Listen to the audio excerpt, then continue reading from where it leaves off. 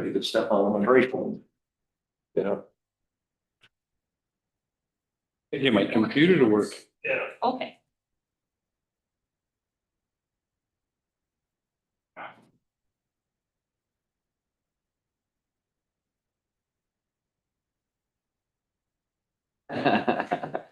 Where's it could be battery? Hoping it moves fast.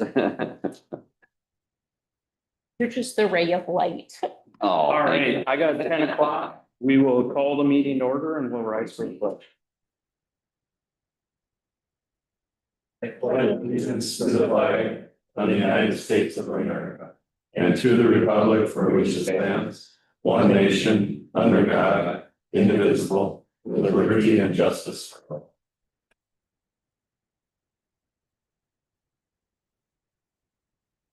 All right, well, thanks everybody for showing up today. Nice day. I don't know. We had what, 40 degrees last week and now we're gonna have 80 something today. So this is Minnesota. We love it. We will start with public forum here. I see maybe one. Are you planning on speaking today or? Oh, I do. Okay. I gotta go first. No. Doesn't matter. Are you talking today? No? Is anybody else? Are you here for public forum or not? Okay, all right, sounds good. So I guess you're it. First and last. Give my 3 minutes bi-monthly that I'm allowed. Start the clock, Jeff. No, Glenn Slottick, 73261 Markville Road, Sandstone, Minnesota. 55 something or another. Taxpayer. You, me, everybody, we're responsible to our townships. And our townships are responsible to the county, and the county to the state, and the state to the feds, right? That's the rank of hands we do it, right? Is that correct? Sounds right. Yep. Okay, so. That's one. Second one, minimum job qualifications for the county zoning administrator. So if I want to apply for your job. Minimum. Basically a job app, I guess. What's a minimum? List is long, detailed, I'm sure. Right, and so we typically don't interact during this time, and I can send those out to you, Glenn. Okay, that was a test. I was wondering if interaction is called on that was part of the deal here, so. So that's part of the 3 minutes then. All right, so with that being said, prefaced. With ARNA zoning being as restrictive it is, and apparently trying to be even more restrictive, would it be?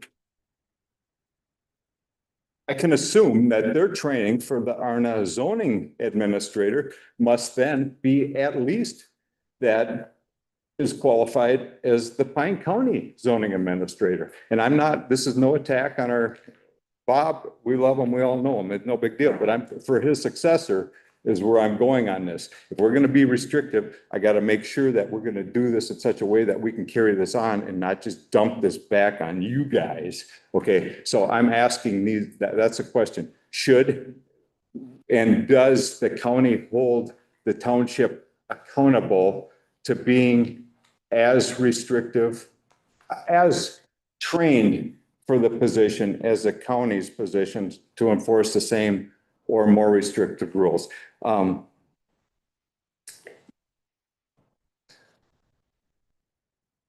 We don't typically interact and stuff like that, so we would get our answers, but at least I am on tape.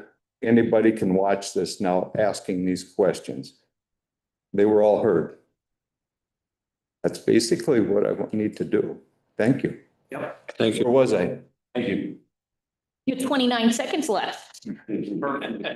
So, and what I would encourage you to do is just maybe reach out to Kelly, or Kelly maybe will reach out to you. I got Hopefully get you some answers. Just wanted. This righteousness. Yep, no, I appreciate it. Is there anybody else out here for public forum? Do we have anybody online? No? Okay, so we will look at adopting the agenda. Is there any additions or corrections? Agenda's good. Okay, I'll move the agenda. all right. Motion by Holland, second by Ludwig. All right, any discussion on the agenda? Hearing none, all in favor say aye. Aye. Opposed, same thing. Approve the minutes of the September 2nd, 2025 regular county board meeting and summary for publication.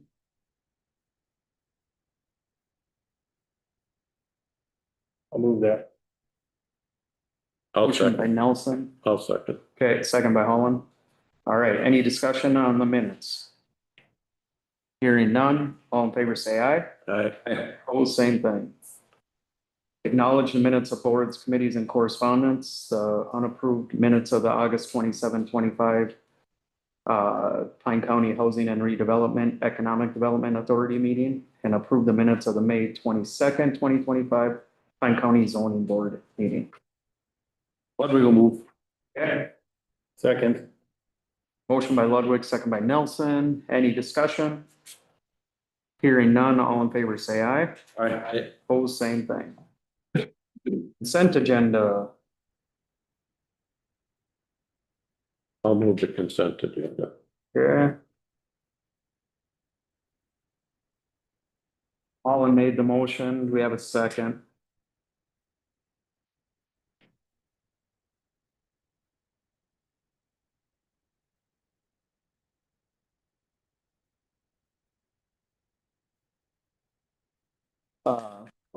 Second by Ludwig. Okay. Is there any discussion on the consent agenda? Hearing none, all in favor say aye. Aye. Opposed, same thing. Okay, regular agenda, personnel committee. You wanna take it? I will, Mr. Chair. Yep. If I do A, you want to vote, as A as a group and then move to B, or how do you want to do it all in one? Or do you want to do the whole thing in one? I do have a question. Yeah, At some point. I'm kind of thinking, That's good. Break it down. yeah, maybe we'll just do each one. As a A or as one by one, line by I line? think one by line by line. Okay, yeah, sounds good to me. All right, we met on September 8th. And, I gotta make sure I got that.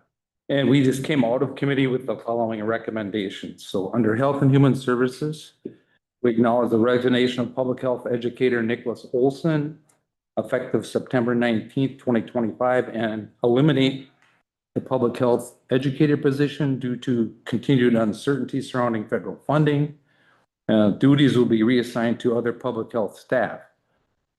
That will create a savings of $82,000 for 2026 due to the position elimination. And I will move that, Mr. Chair. I'll second it. Is there any discussion on that? Hearing none, all in favor say aye. Aye. Opposed, same thing. We recommend approving the elimination of one full-time child support officer position by December 31st, 2025, due to declining caseloads.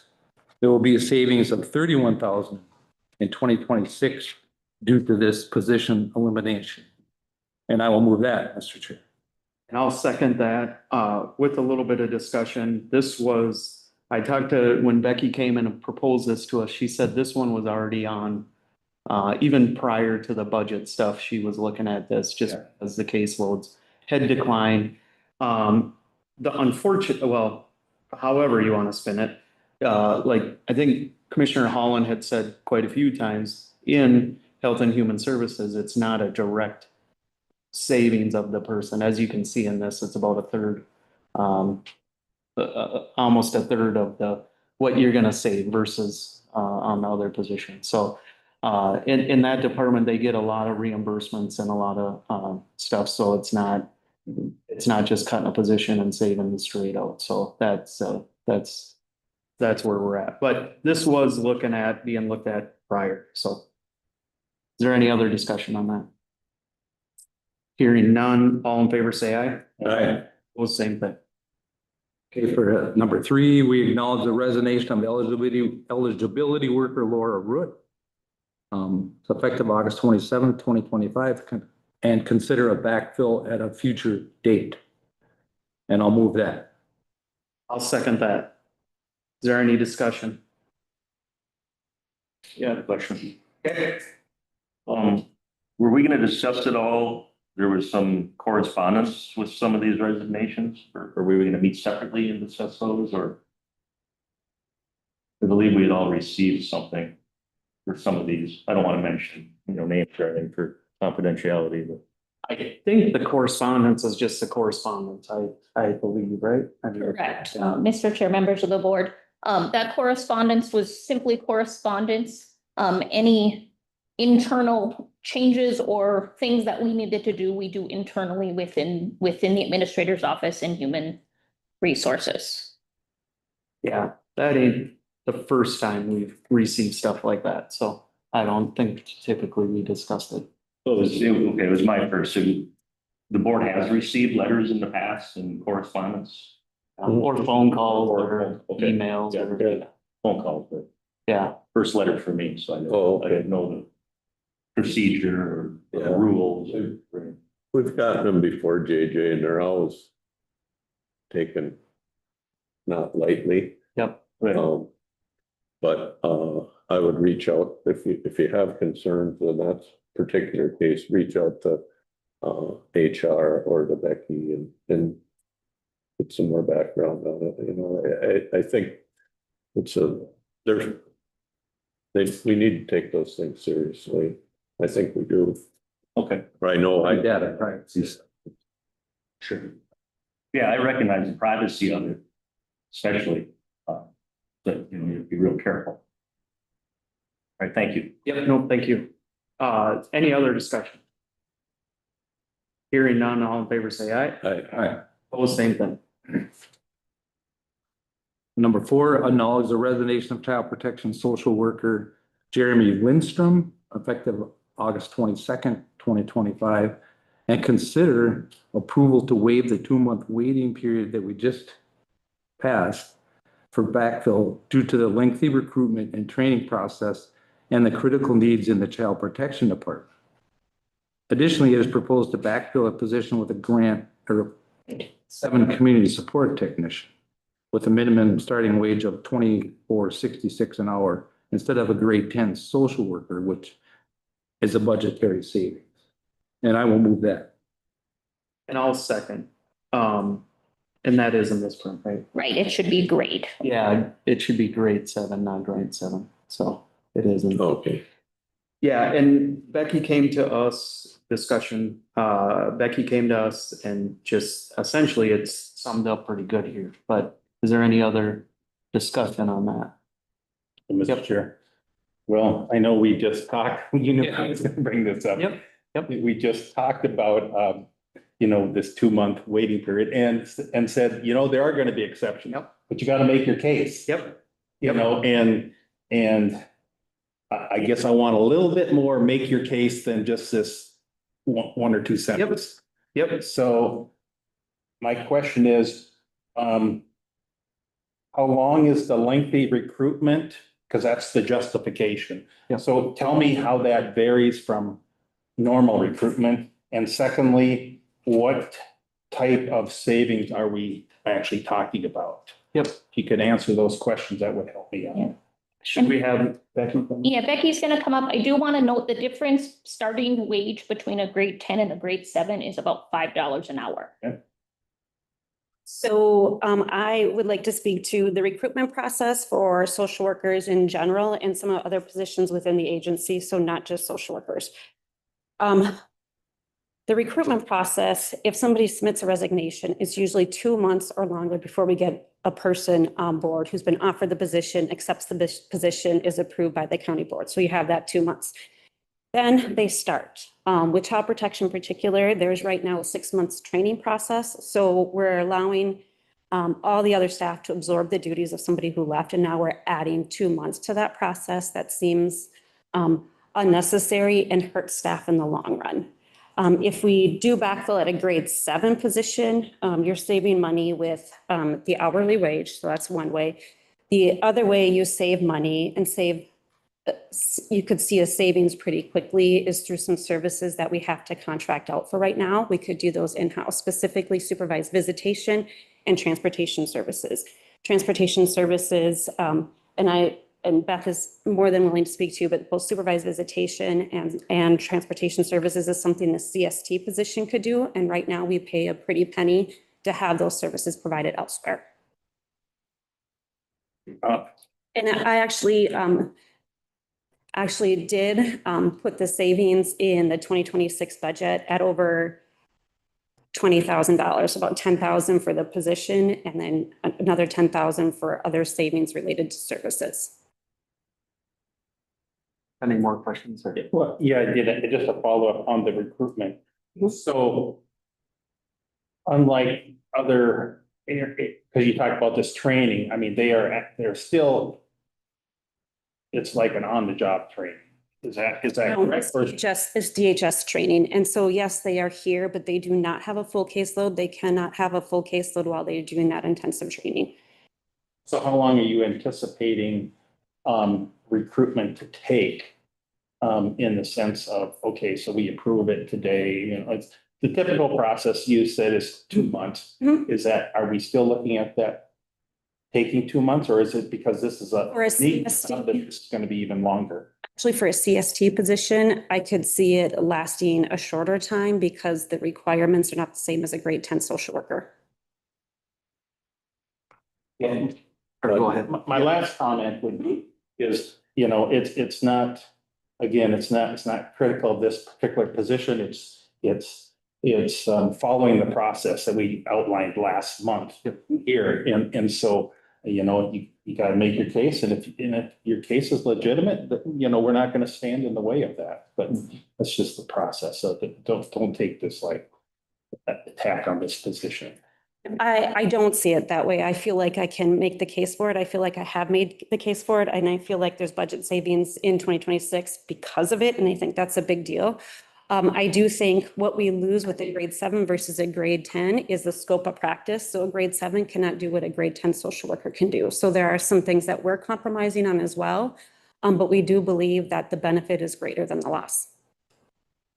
And I will say in personnel committee, we asked some questions because I'm like, this is probably what you need to be prepared for at the board. And Becky did have we had a lot of good interaction on Yep. this. And we also talked about MAP plus CWDA that's coming up in 2027. And so other counties are adding to their staff. This is not adding anything. It's simply changing a position and making a position a lower grade than the grade that it currently is. So we also feel like we're taking a loss with it. Any other questions or comments? Okay, thank you. No other comments or questions? We have a motion and a second, right? Yeah. A second. Okay, I didn't write that down. Hearing none, all in favor, say aye. Aye. Opposed, same thing. Okay, go ahead. Number 5 is to approve the updated account technician job description to reflect the revised reporting structure of the auditor treasurer to HHS supervisor and to remove the reference to the merit system. And I will move that, Mr. Chair. I'll second that. Is there any other discussion? Hearing. I got a question. Yep. Oh, could you elaborate more on that, to when you remove a reference to the merit system? How does, Yeah, so just trying to understand that, why? Jackie, I don't know if you want to speak to the merit system? Mr. Chair, members of the board, Jackie Corvisto, Human Resources Manager. So we used to be part of the Minnesota Merit System for hiring in the Health and Human Services Unit. And basically it was a recruitment system, and candidates would enter through that system and then they would filter out to the county. There was the merit scored them according to how they felt they should be scored. And we did the 1-year exit process, because as many counties have done, because through the merit system, we felt that we were losing quality candidates because they had their own set of standards The example that I like to use is our current Director of Public Health did not make it to us through the merit system, and she had a law degree, and she should have, or she should have come through, filtered through as a candidate. And there is a myriad of other little nuances and reasons for us to leave. So it's merely correcting the record. We don't belong, we're not in the merit system, so. For sure. Yeah. So is it fair to say that we get to do it instead of the state? That's right. And we've done a great job. We've recruited more candidates, more quality candidates. And I think Becky would attest to, we don't even really notice that part of our process is gone. We're better for not being in the merit system. It served a purpose, but just in the past, but it no longer serves a purpose for us. So we're getting rid of it altogether or just for the? We're not part of it. We're removing, it's referenced in the job description. So it's correcting the verbiage in the job description. The state merit system a few years ago. Yeah, we've got all Along, 2024. yeah, clean it up. it was really slowing our recruitment problem down. Because they had to go through that state merit system before they got to us. You had to do testing and there were all sorts of requirements. Like I said, at one point in time, it was probably a great thing, but I think that, we just outgrew it along with many other counties. Thank you. Thanks. All right, any other discussion? Hearing none, all in favor say aye. Aye. Opposed, same thing. All right, Okay, on to B, the Auditor Treasurer, Health and Human Services.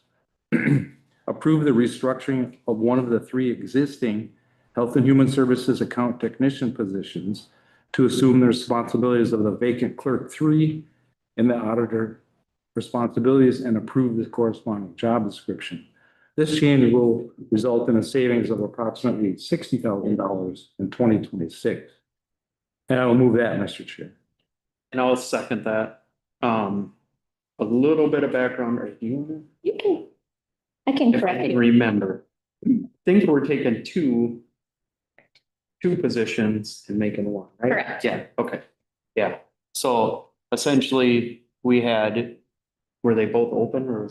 One is open. Okay, yeah, so we're just gonna move some responsibilities to that one, Leave it open.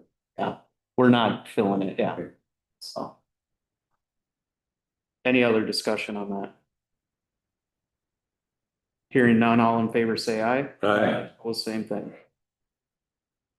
And C, direct the Human Resource Director to complete memorandums of agreement related to the item 1, capital A, B, and 1B, I. Or 1, and as necessary to the exclusive representatives to implement the proposed changes. And basically what that's saying is we have a MOU with changes in the pay and job description. All right, I'll move that, Mr. Chair. Okay, I'll second it. Any discussion? All right, hearing none, all in favor say aye. Aye. Opposed, same thing. All right. Thank you, Commissioner Ludwig. We'll move on to 2, Caneva County Trail Collaboration, Greg Anderson of SEH. He's online. Yeah, Mr. Chair. Yeah. I just want to remind us, we have a number of presentations that we're just gonna have to be maybe cognizant of the time that's been allotted. I don't want to say that after the fact. I'd like to just get that out front. yep, sounds good. All right, good morning, board. Everybody hear me fine? Yep. Great. Well, first off, I'd like to thank the board for having us on the agenda, allowing me to meet remotely. Tuesdays get to be a pretty busy day, as I'm sure you're all aware.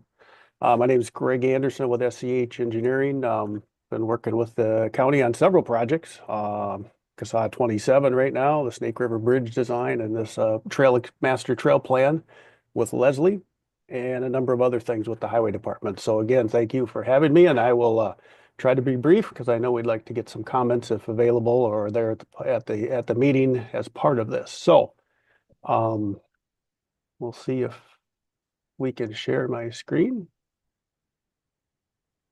Just a little bit of history.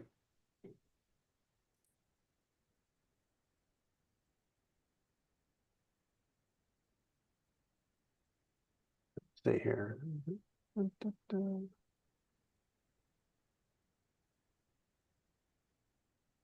There we go. All right. So back in 2014, Kanabec County hired us to do a master trail plan, essentially looking at reusing the existing the abandoned rail corridor between Kanabec and Pine County. And that was kind of their main focus with the ultimate goal of getting a trail, a shared trail, paved trail, just so everyone's on the same page here, from Mora ultimately to the Munger Trail in Hinckley, kind of make that connection to a regional trail. That report, we kind of stopped at the county line. We looked at three different options ultimately to get to Hinckley, but the impetus of the Kanabec plan was basically an east-west trail to the Pine Kanabec County line there just west of Brook Park. Back in 24, Leslie reached out. Also on the right screen. Here we go. So back in 2024, Pine County and Leslie Sauter reached out and said, hey, could you do a similar plan for us? We've been talking with Kanabec County and there seems to be some interest in pursuing this trail, maybe a regional trail plan throughout these two counties. So we got under contract and put this draft plan together, really mimicking the one we did for Kanabec County. And part of that plan did include some public input. So that's kind of where we landed on today's agenda. So a little background, putting a trail together, a trail plan together. You want to look at regional connections. You want to look at the users and you want to look at, where the trail's going to go. So typically these bike trails, as the county knows, you've been building several north-south trails for a couple of years now, are usually largely used by bikes, especially when they're not within the city. But when you get closer to the city, they're often used by pedestrians, walkers, and rollerbladers and roller skiers. I see quite a few on the trails near my house. So multiple users, that's why we call them a multi-use trail. Again, the impetus on the trails between the larger cities would be mostly bikes. Most people aren't walking 20 miles between Mora and Hinckley, but you never know. So again, the destinations we'd be looking at on this trail would be from Mora to Quamba to Brook Park, and then ultimately Hinckley with that connection to the Munger Trail. Pine County, as you know, you guys have been busy with trails. You got the one going around the east side of Cross Lake. Pine City itself has a number of trails in town, and they're looking to add some to that. And you currently have the trail under construction along 61 that'll get a trail from the south end of the county all the way up to Pine City and connect with the city trails and then your trail around Cross Lake. So Pine County's been very proactive when it comes to looking at these master trail plans. So as part of the Kanabec plan, we did have an open house. We took some public comment. That's what we're hoping to accomplish today here. And then just a little bit about the history, the existing trails. You've got, you're working on the one from Rock Creek up to Pine City. You've got the trail along the county road on the east side of Cross, as well as the Pine City trails themselves. But there really isn't anything from north side of Pine City to Hinckley, nor is there anything really east of Mora other than the abandoned railbed. But the ability is there. And that's kind of what we're looking at and talking about today. So included in the draft report are the design requirements. Typically, it's a 10-foot trail with a 2-foot clear zone recovery area on each side. MnDOT has a bike trail design guideline that we follow. It comments and gives guidelines for both vertical and horizontal curves based on bike riders, so we don't have any really sharp turns and real steep hills, either up or down, so people don't get out of control or get hurt, hopefully, using the trails. A big consideration, as I'm sure the board is aware of, maintenance of these trails. They need occasional, just like a narrow road, they're going to need patching. They might need some crack sealing and occasionally some surface treatments. A big thing is the public information, a bike map, where is it something that's going to be on the websites? Is it something available? Is it a QR code on a sign on the trail? Those are things to consider to get the word out and also to help with the maps and the alignment of the trails. So to quick jump ahead, this is the map, a figure we prepared for Kanabec County, and we've modified it for the Pine report. You can see the county line here in orange. For Mora, we basically looked at the green line, which was the old railroad grade that the rail authority owns in Canadian County, essentially paving it. From there, back in 2014, we looked at 3 routes to get to Hinckley. One would be the salmon colored route, which would be basically a paved shoulder on county roads. County Road 5, County Road 3 in Canadian County, and then County Road 18 or the Hinckley Road in Pine. The reason we looked at that route is I believe County Road 18 on the Pine side does have a paved shoulder. Unfortunately, last year, Canadian County reconstructed County Road 5 without a full paved shoulder, so that route we've kind of eliminated. The other 2 routes we reviewed in 14 and then re-reviewed as part of this report would be continuing on the railroad grade to Brook Park, and then just following that railroad grade right into Hinckley, maybe being at the edge of the BNSF right away or easement. And the other option would be, once we get past Brook Park, would be to follow the Highway 23 ditch to 61, and then following that up into Hinckley and then through Hinckley to the trailhead there on the north side of town. The yellow route would be very similar to the trail the county's building now from Rock Creek up to Pine City.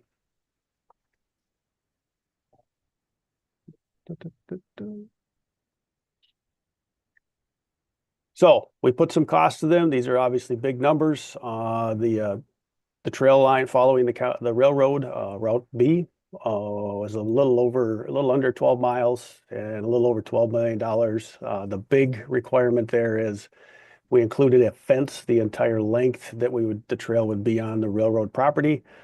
I did reach out to the railroad. They are less than enthusiastic about a trail on their property. In fact, probably would not allow it, but we still decided to keep that in here for comparison.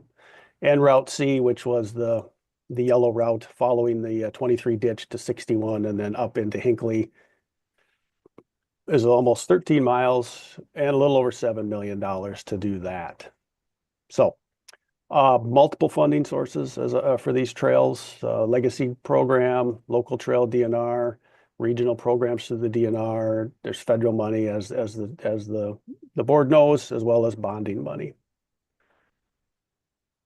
With that, I will just kind of quickly pause and see if the board has questions. Essentially, the goal of the trail master plan is to put a plan together, have some routes identified with estimated costs, include some input, and then this becomes a tool for the county to use to go out and pursue the funding for the actual implementation or the final design and construction of the trail. I know there was some outside funding used for the Oberstar Trail extension, the one on 61. We worked with the county to put the plans together, and now the highway department's building that trail with a lot of outside money. So again, this master plan is a tool to go out through these different funding sources and identify outside funding to help hopefully construct this trail connection. And largely, again, this report, we looked at an east-west connection from the Canadian County line into Hinckley. We talked a little bit about the trails around Pine City and to the south. At this point, we didn't include that in there. I know there's some ideas on how to get from the north end of Cross Lake up into Hinckley, and maybe a connection to this trail would be part of that. So I'll pause there and take any questions. Has anybody got any? Yeah. More of a comment, Greg. I appreciate the work you've done, because as we know, if you're going to talk to the legacy fund and the grant and aid trail system, sometimes we can get money out of like we did for the Rock Creek to Pine City one, with federal transportation dollars that are for non-motorized vehicles. And so, but you have to have a plan, and that's where it starts. And if you don't have a plan, you can't have a conversation with the people that have the money to fund trails with. So thank you. Yes, you're exactly right. And I think the beauty of this is now you've got some momentum between 2 counties. You talk to the cities too. The more regional you can make a project, the more attractive it is to the funding agencies. So if it's not just a trail for one city or one portion of the county, it becomes a trail for a region. Again, that helps that argument. And I think that's what when Leslie proposed this to us, it was we don't have nothing set up. This was just to get it there. It can sit there, like he said, Knavik did it back in 14 or something. And we just thought then this completes that, looks a little better, so hopefully we'll see what happens, so. But any other questions? Yeah. I had a question regarding Canada County. You know, so since they, apparently did not go with the County Road 5, proposed route, what's their feelings towards their portion of this proposed trail now?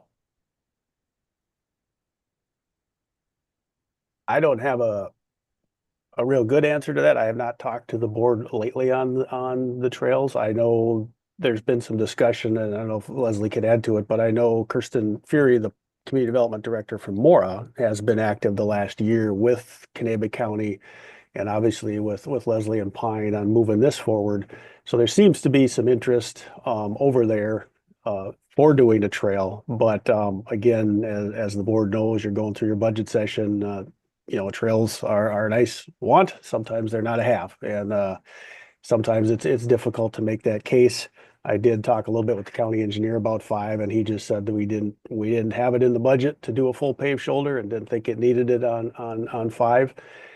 I think their goal would be to use that rail corridor because there isn't, until you get east of Quamba, there's no bridges on there. So it's real simple, not cheap, but it's real simple for them to blade that rail corridor and put a trail on it. I know Quamba has a sewer force main in it that goes back to Mora, so it's probably going to stay there. But as far as their plan, I think it would be largely dependent on outside funding and maybe a joint or community effort. I don't know if the board over there is going to lead a trail project at this point, unless, they change every couple of years, as you know. So, but I believe that's where they're at with that, and then not doing the full shoulder on 5.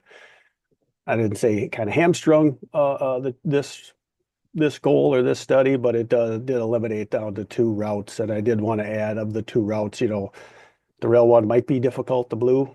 The other side of that is that one would be out in some pretty rural areas. I drove that corridor through a lot of township roads, putting this together, and while cheaper and probably the better alternate, the yellow along the highway, it does provide more. I don't want to necessarily use the word safety, but it is more visible trail, like your trail will be from Rock Creek to Pine. It's along a busy road, so it's easier to see. People are probably more comfortable to use it than a trail off along the railroad.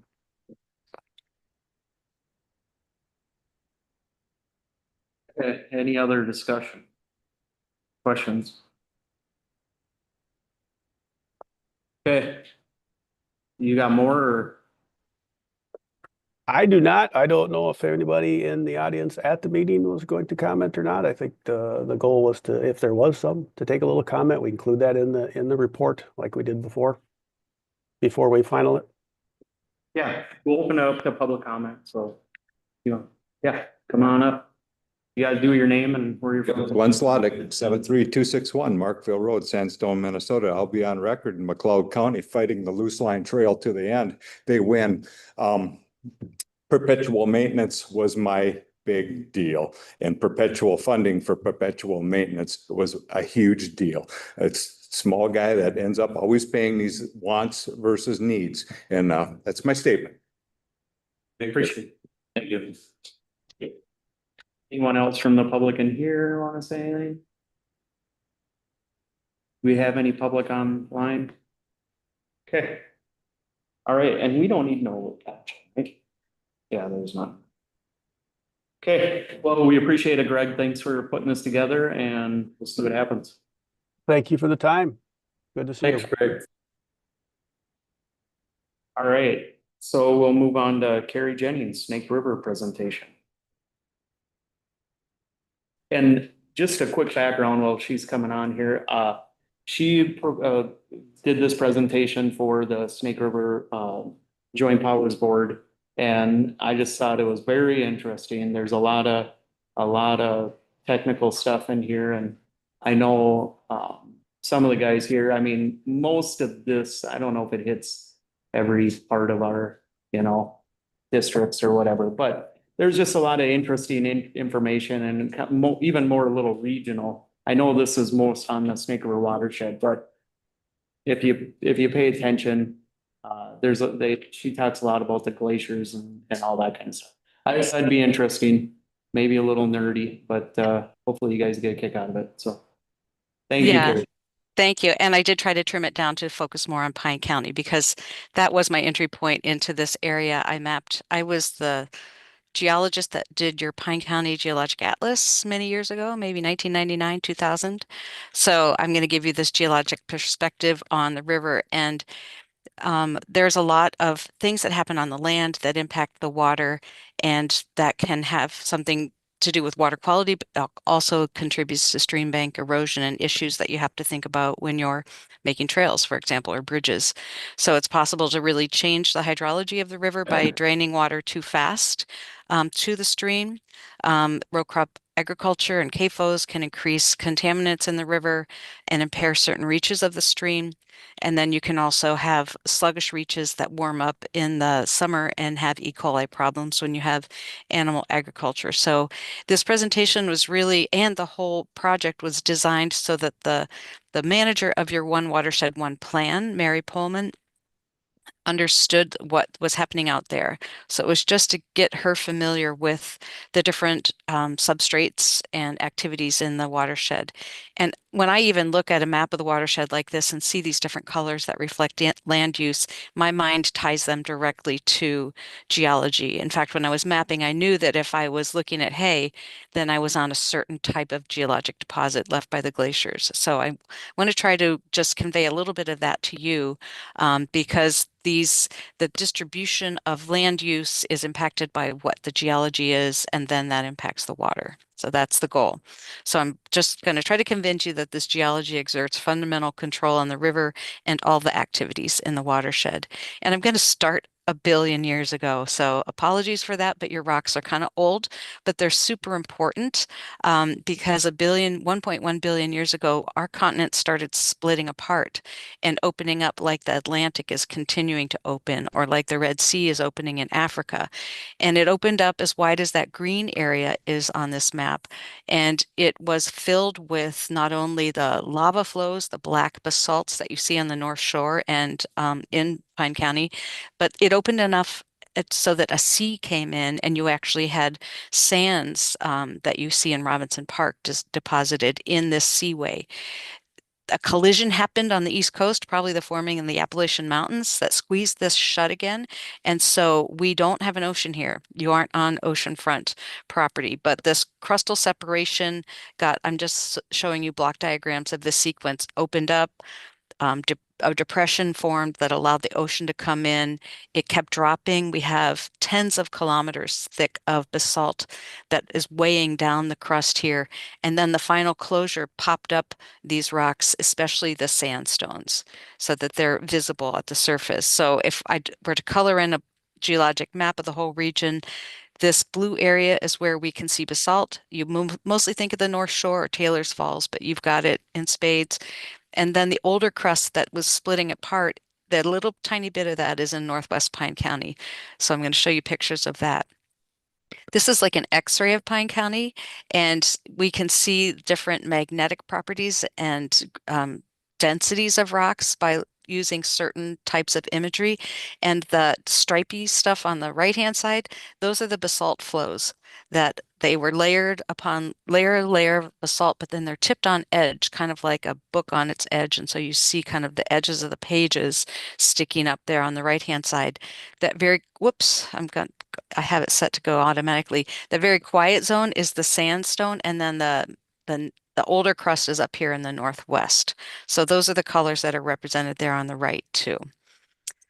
So the McGrath gneiss is the old rock, and so it's in northwestern Pine County, but it's named after McGrath that's outside of your county, up in Aiken County. But it looks like, kind of granitic stuff, something that you might, there are some mines in this that they use it for dimension stone.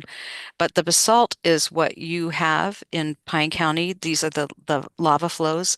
And I think you can see that there might be some suggestion of layers here. They're, on the order of, tens of feet thick, these basalt flows. And then in Robinson Park, you can see those red sandstones that filled this as the ocean came in, filled that depression. So these are all quite old, again, billion years old. And then these rocks are so old that they don't have fossils in them, these sandstones. much, much later, huge gap in geologic time, glaciers came in and buried all of this. And so you had a glacier coming into a very uneven landscape and filling in everything with kind of spackling it with something that was cement-like and changing the terrain somewhat, but you can still really see we're looking at Pine County now. Pine City's down here. Here's Cross Lake that we were just referencing and the Snake. So you can still see expressions of the bedrock, especially in the eastern part of the county and in the northwestern part of the county, but these other little subtle features are created by the glaciers. So I'm going to focus on those. And here I have a similar area. It's a little more, and that's Mille Lacs Lake. You can see there in the Mille Lacs Reservation. But the glacial sediment varies depending on whether it was deposited directly by the ice, and those are the green colors, or by streams, that's pink and yellow, or let's see, that's it. Lakes. So the bluish color is glacial lakes because sometimes glaciers advance into an area and kind of impound water. So I'll go into this. You don't have to look at this in detail, but know that you are kind of on a battleground of ice coming out of the Lake Superior Basin to the southwest. So the Lake Superior lobe or Superior lobe came down to the Twin Cities and went back and forth a few times, sometimes impounding a glacial lake over Pine County. And then we had ice coming inexplicably up from the southwest. It's kind of not the direction you think of ice advancing from, but we had this little thumb-like protrusion down here in panel I that came up and formed the ridge at Pine City, created a lake, Glacial Lake Grantsburg, and pushed the Snake River to where it is right now. And then the final lake I'm going to talk about that affects the area was up in the Lake Superior Basin. It drained through the Kettle and the St. Croix rivers. So if you have anything coming from the Lake Superior Basin, it's kind of red. Agates, you can find nice agates, but it's red with black rocks generally. And this is the color of the sediment in that general area. It's the color of your sandstone as well. The Grantsburg sublobe, on the other hand, because it came from a totally different direction, has a different material and different texture, different color.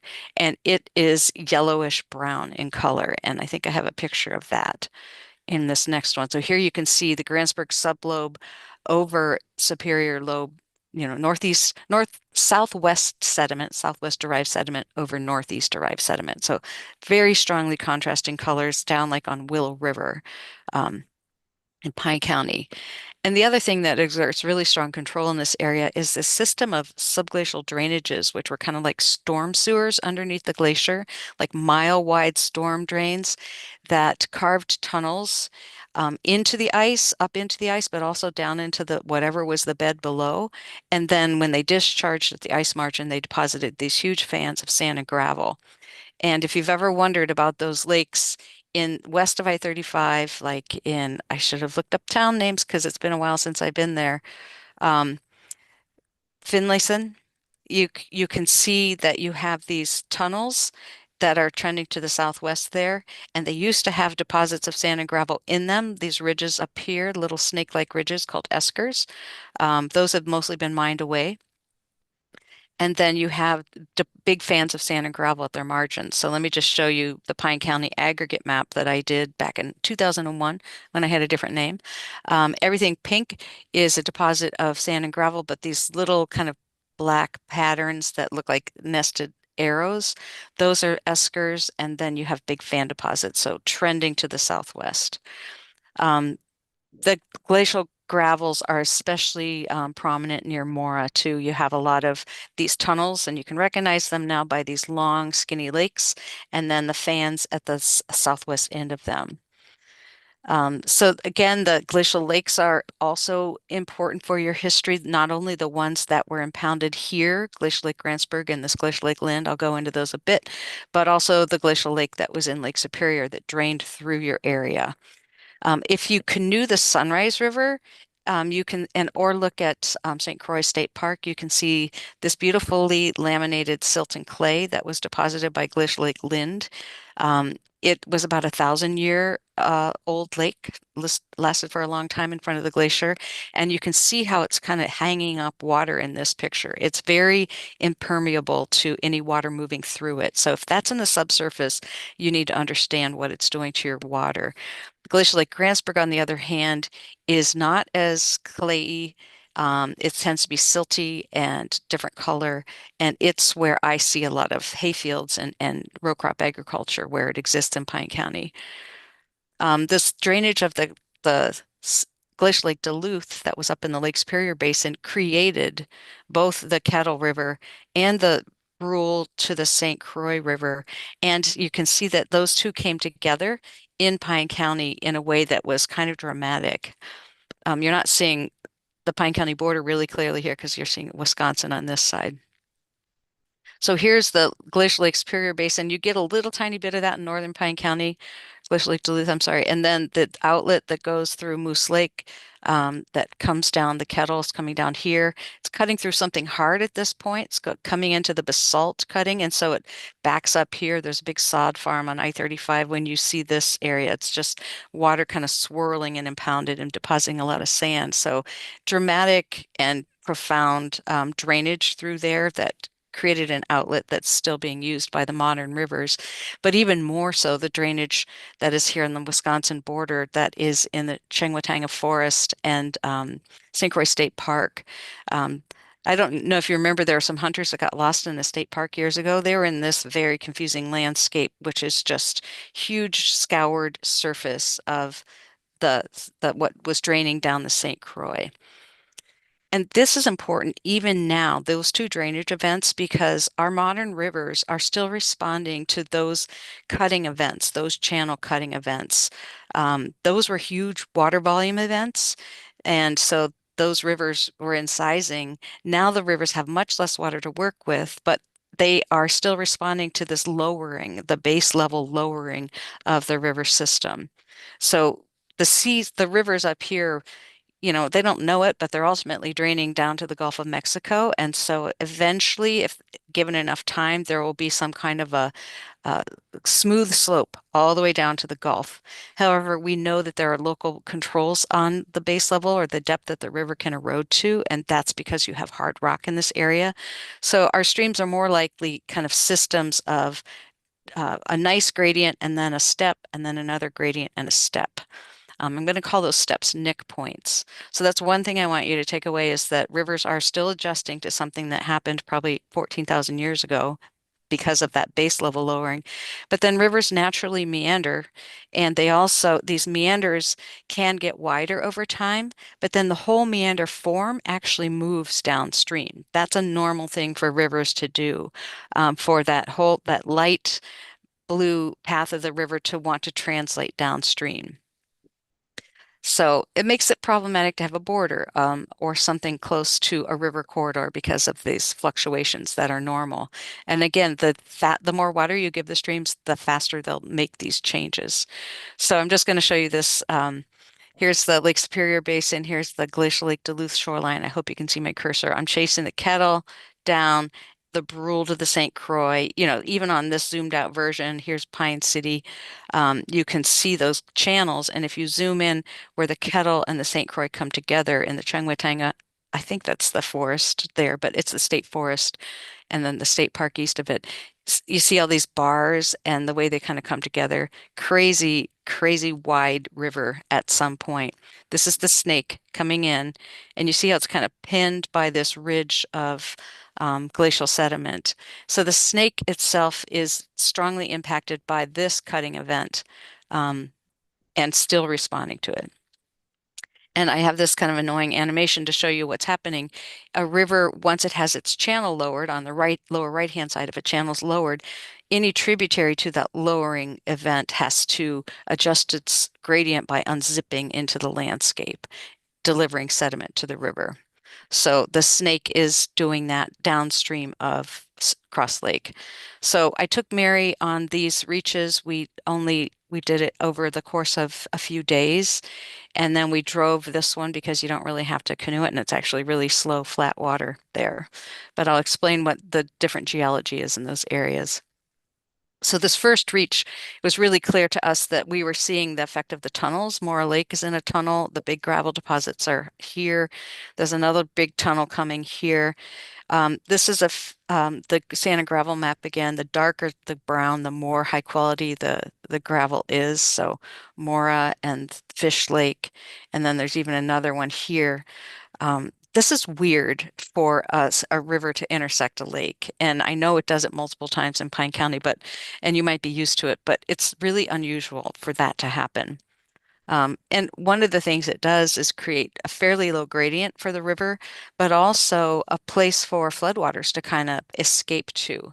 So you end up with kind of flat, low gradient reaches, and same is true in the second day we did. We got up to Graston in the second day, and here you can see another tunnel coming in where Rice Creek is, and there's another one in Hay Creek. So another low gradient reach where you have a lot of low spots for floodwater to escape into, and you also have a lot of kind of near channel wetlands and interesting terrain places where people can't necessarily get that close to the river, I would say, but it's a nice wild stretch. Um, Here you can see I don't know if it's really, if you can see it very well, but that's looking off into the side and to the south into Grass Lake to see this kind of big, like aneurysm almost of the river into that low area. It makes for really interesting habitat, I think. And then the lowest gradient reach is the one that is from Graston to Pokegama, because Pokegama is another one of these tunnels, and it's essentially that lake level is kind of controlling the elevation of this reach. So we saw maybe a little bit of groundwater seepage along the edges of the river and saw this is the first case where people were able to kind of get close to the river and have some homes developed and a lot of really nice indications of people playing in the river, which is always good for river water quality. The more people are using it, the more they care about keeping it nice. But there is a difference in how the lawns are being taken care of and what I call not buffered versus buffered waterfronts. And this is something I pointed out to Mary because, the lawn on the right is going to help water quality. The lawn on the left obviously is having erosion problems because they have the no wake zone, they have the riprap. They want to use the water, but they're not helping by having a lawn mowed down to the edge. And just another indication of, natural versus reinforced shorelines. I guess I should have flipped those. I know that the watershed spent a lot of money down here on this bouldery riprap in the distance on this left-hand photo. That's a place the river would like to erode naturally. The meander is migrating into that slope. I don't expect a fix like that to be long term. It's protecting a structure. In my opinion, it's better to have just natural slopes and trees actually doing the work of the riprap. Kind of a famous river scientist said the best thing a tree can do is fall into the river because it naturally lays down, is oriented downstream, and then allows sediment to accumulate and protect the slope. So this final reach I want to show you is from Cross Lake down to that big scoured area that the St. Croix created. And you can see Cross Lake's a tunnel, and there's another tunnel coming in here. And then the faint ridge from the south, the Grantsburg sublobe, it's called the Pine City Moraine of the Grantsburg sublobe.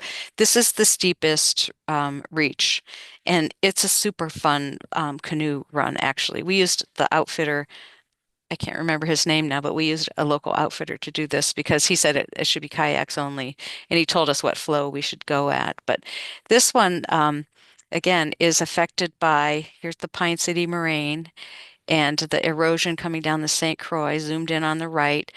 I expected this lower reach to be flat, and it actually was the steepest, had the most rapids. But you kind of get into the whitewater as soon as you get in below the bridge, east of Cross Lake at the put in there, because in that reach of the river, there's all the gray on this map is all the outcrops of basalt that you hit. You have to be a little on your toes to not hit one of those. And then you see multiple lava flows as you go down, and a lot of times there'll be a gap in time between the lava flow and there'll be sand and gravel in between it, but it's cool geology. And so this first reach, there's Pine City on the map, it goes through the green unit, which is all the basalt. And then you enter into a reach that's all sandstone. You come back into the basalt and then you hit another sandstone. So these are rocks with very different hardnesses. And the river's got one job, which is to lower its gradient to that level that the St. Croix has been lowered to, but it can't do the job as effectively in the basalt as the sandstone. So there's going to be natural breaks in slope on this river. This is the sandstone at the very lowest reach. It's a really pretty white sandstone. So I saw three distinct gradients in this river, and then these places where there were steps in the slope or nick points. And the nick points are kind of where the activity of a river is currently focused. So you can expect the most change. As you unzip this river, you can expect change to occur in those different reaches, but to be really concentrated in those places where the nick points are. So you're going to see more of the glacial sediment in this lower reach because the river's incising more deeply into the landscape. That's normal. You're going to see the lake sediment, Glacial Lake Randsburg sediment cap over the red sediment, and that's normal, and it's going to erode differently because that lake sediment is less cohesive. You're going to see bluffs because this river is eroding into the landscape. But if you don't appreciate what the river's doing, then this can look scary, and it also might be the case that somebody built too close to it. And I know that there was money spent to remove a structure on this picture on the left. The bluffs, they're natural and they look better and they respond better if they look like the bluff on the left as opposed to the bluff on the right. If you have a bluff on the right, you don't have the retention of water in the vegetation, and you also don't have the protection of trees on the slope and shrubs. The older tills, as you get down lower in the river, are really dense and packed, and so they act like rocks. So they're not really that fragile or susceptible to erosion. And I want to point out that a homeowner who has a property in the actual floodplain, defined as the floodplain, you have regulations. Floodplain structures are regulated, and they can get insured for flood. They can get flood protection. But if you have a landowner who's up on a bluff that's, above the flood zone, they usually can't get any insurance for their structures because it's just not a defined area. So they're not insured. They're also not regulated in most cases. And there are lots of different groups that define what a bluff is. And this is a definition that comes from the state, from the DNR, that you have a slope of at least 25 feet above the ordinary high water level with a certain gradient. And then the grade of the toe from the top, these definitions exist. And if you were building a home, you would think, I'm good. I'm up here way above the water. Nothing's going to happen. But the river meanders are migrating downstream. The river is trying to incise, trying to create bluffs like this.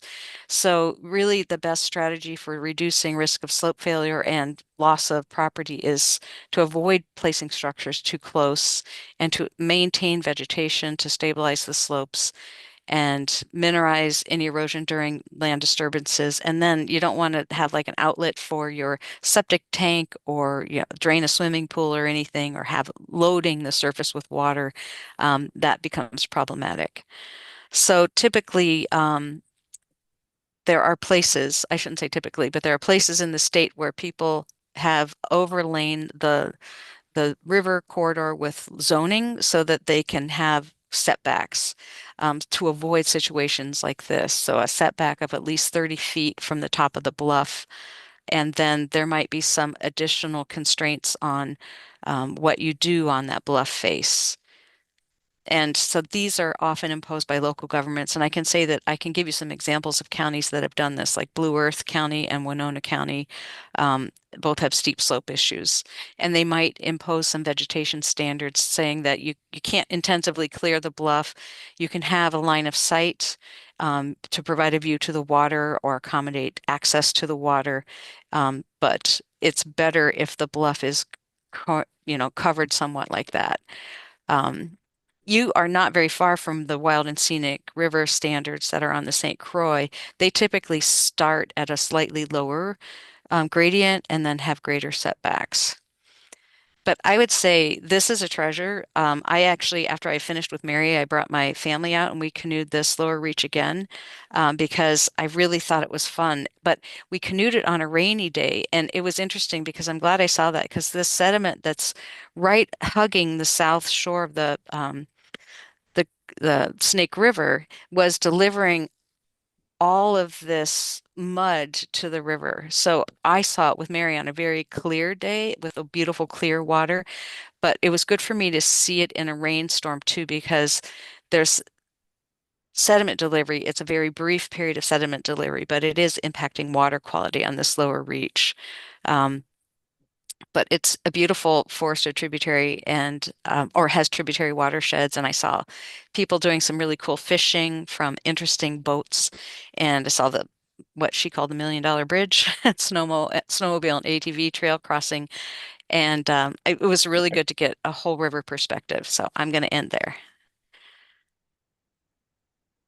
That's it. Okay.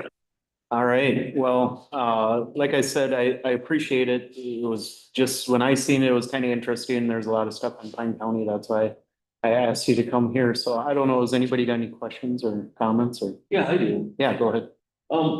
Very interesting, thank you. And you go back billions of years. Can you elaborate a little bit on the Mount Simon Hinkley Aquifer? And any vulnerabilities that you may see with that in our county? Yeah, I'm a glacial geologist, not a bedrock geologist, and you are at the fringe of the sediment, the sedimentary units they kind of are focused in southeastern Minnesota. And that white sandstone I showed you that's kind of in the lower reach of the Snake is not even really classified for what unit it is. It might relate to the Mount Simon, but they haven't named it definitively. It's just an older unknown Paleozoic rock. Um, so if you have Mount Simon there, it's very thin. Okay. I was just curious, is there some vulnerabilities of anything getting into it? Isn't part of our county tied into the rivers that you Yeah, mentioned? that's a good point. And you should have some, I think you have susceptibility maps that would be the part B of the atlases. I think those were created back in 1999, 2000 as well. And they would show zones where that was vulnerable to surface contamination. And usually you would think of that eastern part of the Snake where you have sand over that rock. But there's Yeah, very little human activity down in that reach. You have a state forest, you've got people kind of living pretty far away and not much septic activity either. I think just land use is protecting you there. okay. Thank you. Any other comments or questions? Oh, that was interesting. Yeah, that's what I thought. I thought you guys would get a kick out of it. So I appreciate it. Thank you so much Yeah, for coming. canoe the Yeah. Snake. It's really fun. Okay, awesome. Okay. Thank you. Hmm. Have a good day. All right, so we're gonna go into our active efforts presentation. If you guys, while you're getting some, you guys just want to take just a quick break because we've sat through a couple of quick presentations. Just a couple of minutes. Yeah, yeah. So now I'll let you guys get set up. That way we're in tail deal. Okay.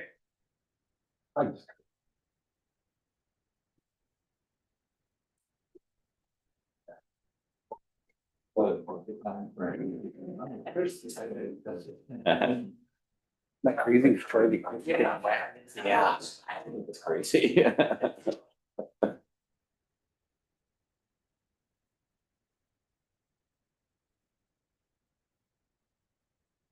Good, how about you? Good.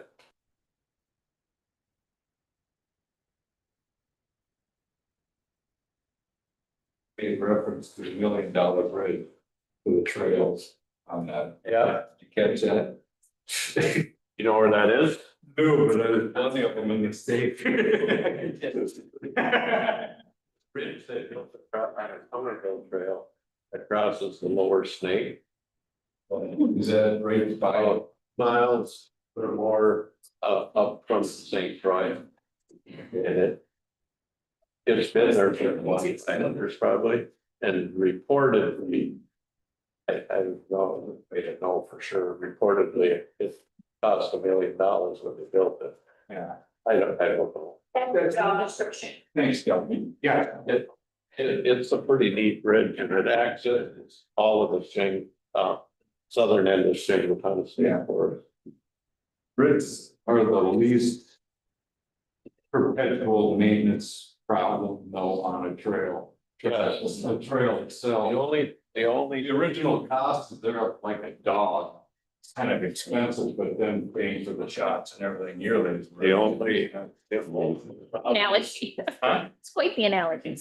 They had about, I don't know, a few years ago, some kids had some party going on, must have been a wild party, and they started a fire on the bridge and burned some of the pipes off. Well, and I imagine with the, creosote, that means you cook out. I don't even know if it's creosote, but they're, they're 25-year-old planks, like burn pretty easy, I guess. That's Kelly, back to this is that's a realistic thing. Yeah, I thought- To go for it. I thought you guys would get more of it. Right? Kind You of can sure interesting. try. No, I get good mind. Directions. of Yeah. Yeah, And not with all the streams. And yeah. Realistic. Took for me to act. Talk after. Talk after. My wife's actually. And get out here. Is she in the parking lot? I don't know how long, I told her till noon, but this ain't. we're almost. I've only got one data point on these meetings and that was like, I elongated myself longer than.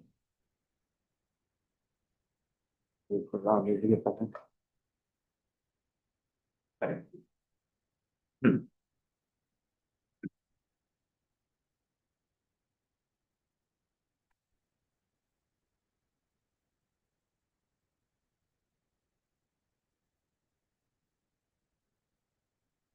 All right, well, we have an active efforts presentation.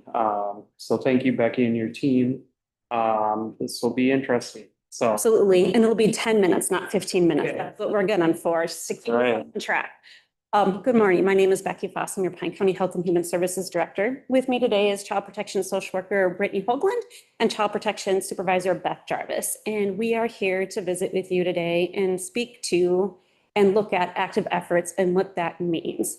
And the reason why we're doing that is really because with this new change coming into effect for Pine County on January 1st, 2027, it really does mean a lot of upheaval and a lot of challenges for child protective services.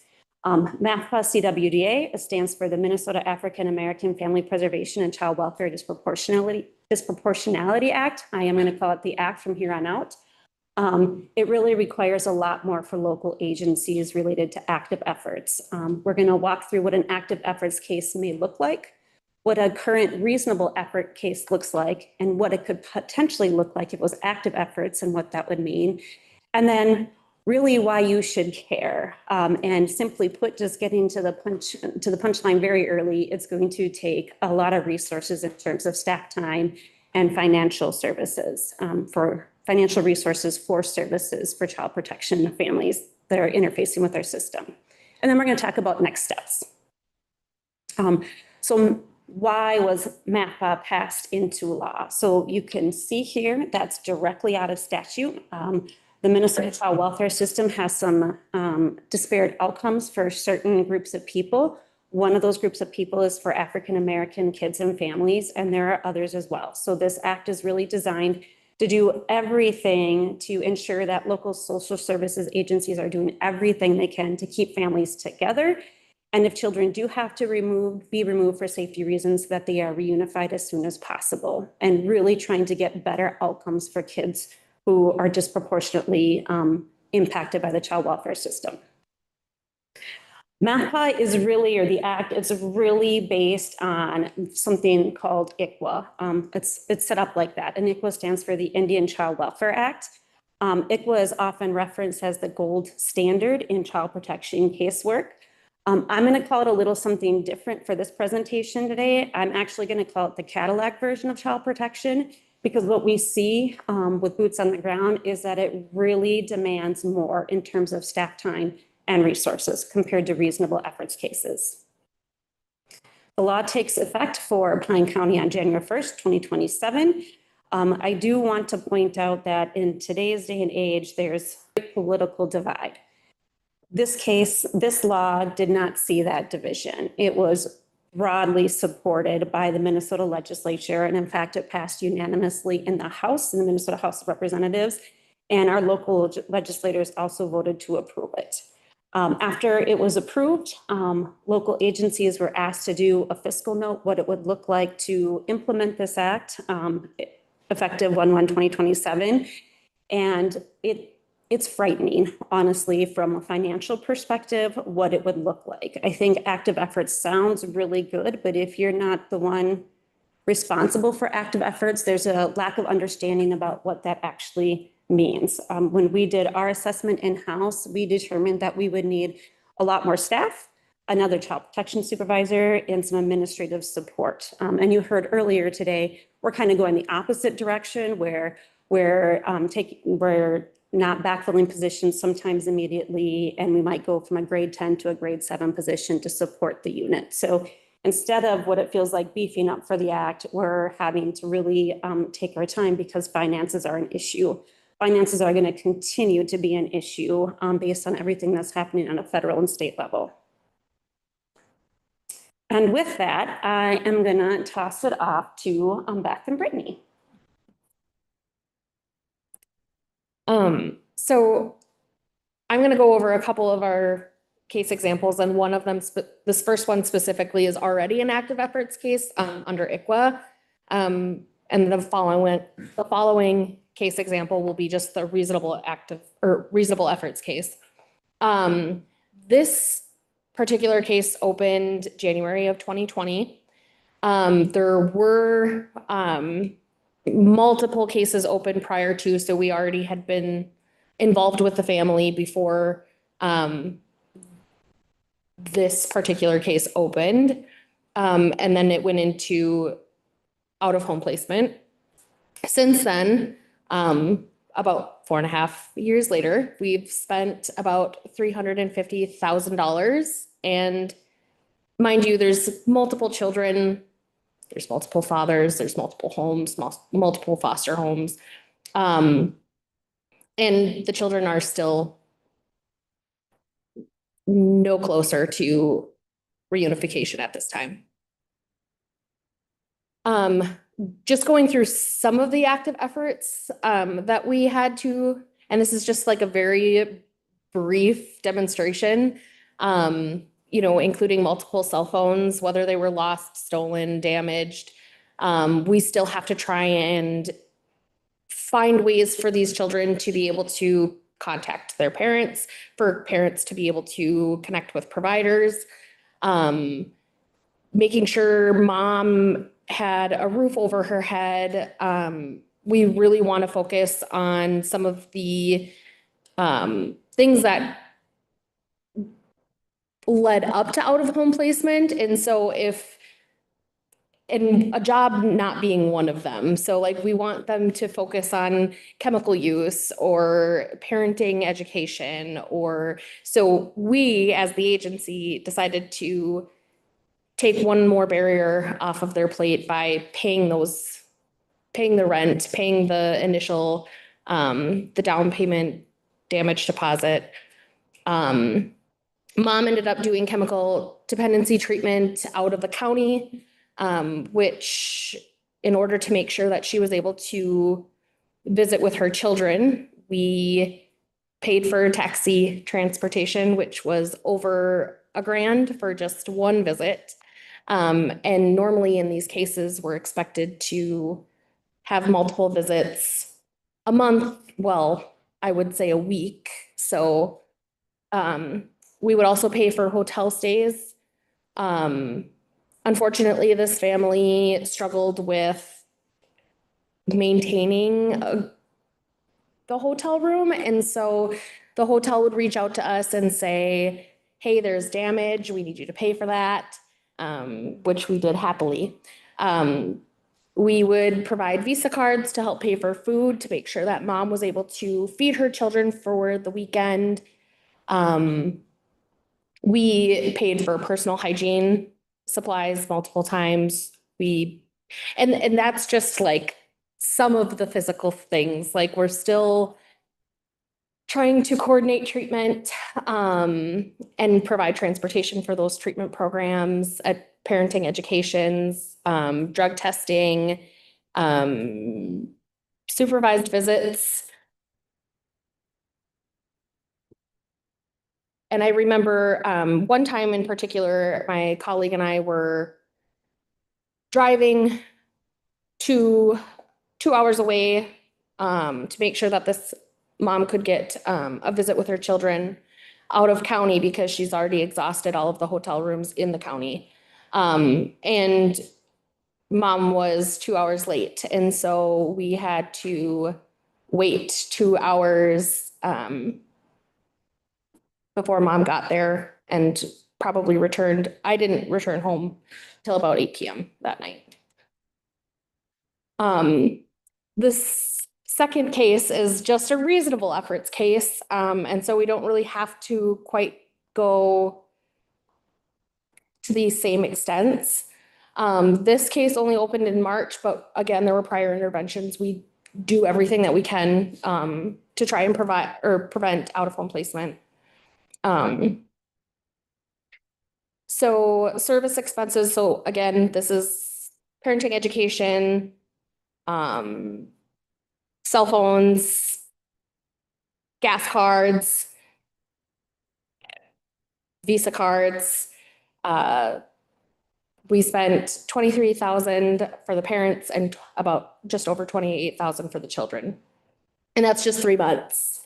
And this particular caseworker has already dedicated 255 hours to this one reasonable efforts case. And I think the time that we put into these cases can sometimes be overlooked. But that's an average of like almost 20 hours a week, and that's just for one case. And if we have to move to active efforts, I mean, that could easily double. And that's already over our contracted 37 and a half hours. Mr. Chair. Yeah. Can we ask questions as this goes? So on your first case, we didn't have the active efforts thing starting there. So we were doing them anyway? When it's a Native American family I get the ICWA. and the children will qualify under ICWA, we have to do active efforts. So we had several previous cases open before this one started, trying to provide her with services. Kids were having trouble getting to school. She was homeless and transient. She just kind of went from one place to the other. We tried multiple different times to try to get her to engage in services, and she did not. Okay, so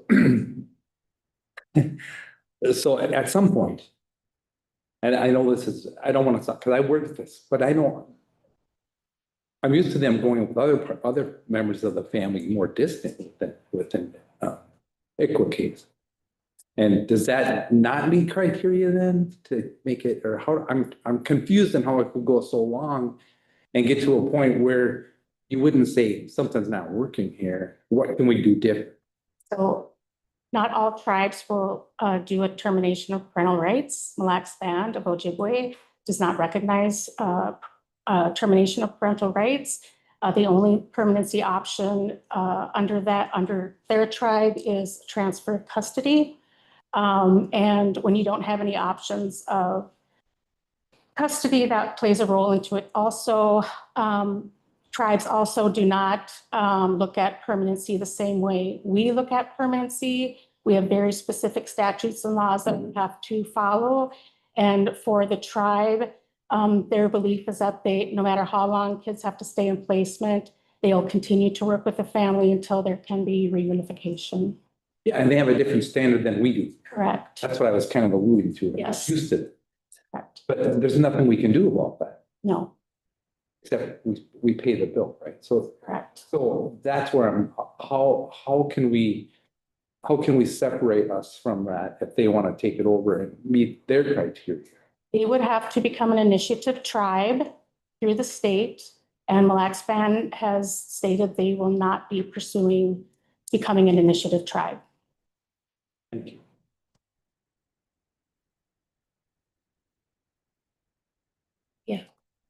Um, and so, and I'm kind of repeating myself now, but the expectation moving forward is that active efforts case, like this active effort standard would be not obviously just our ICWA cases, but any family that falls under the criteria that they've. It could be families that meet poverty. It could be families that have mental health issues, chemical dependency issues. It just depends on how the state is going to define it moving forward, on who we need to provide active efforts for. Which would be most of our cases. Did I hear you right? That you said this new case, you're spending 20 hours a week on it? Yeah. So if you did two families is gonna eat up one person. Yeah, and our caseload currently is about 7 to 8, yeah. And one quick question, the new criteria potentially could take over most of the cases, right? I mean, Yes. I think that's what we're trying to get at here is it's most of your guys' work that is gonna be affected. It's not this, Yeah. a very small percentage of. Yes. It's very time consuming work. Yes. So backing up to the legislation, obviously, people that voted for this didn't understand the implications to workers. Is there any indication that they're gonna go back and put a timeout on this thing and push it? And Not aware of that. No, it's already started in Hennepin County and Ramsey County, I believe. are they able to keep up at all? Well, I have tried to log on to meetings about updates on this, and I haven't been provided any information that discusses how things are going. So I don't know at this point. Yeah, go ahead. So at our AMC Policy Committee meetings this last week, this was the big subject, and I'm on Health and Human Services Policy Committee, and that dominated our committee time as well. You know, this particular subject, and it seems, and just another, we're not alone in the sense of Pine County. There was another county in western Minnesota that Western Minnesota estimated 95% of their cases are going to be affected by this. And so what it seemed to be, it was sold to the legislature as we're going to,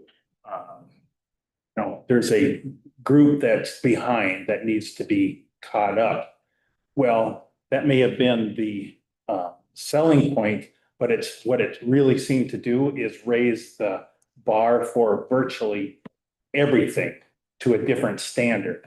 And I don't know that was fully comprehended, by the legislature, but once it's in place, those that were arguing for that, it's going to be pretty tough to claw that back.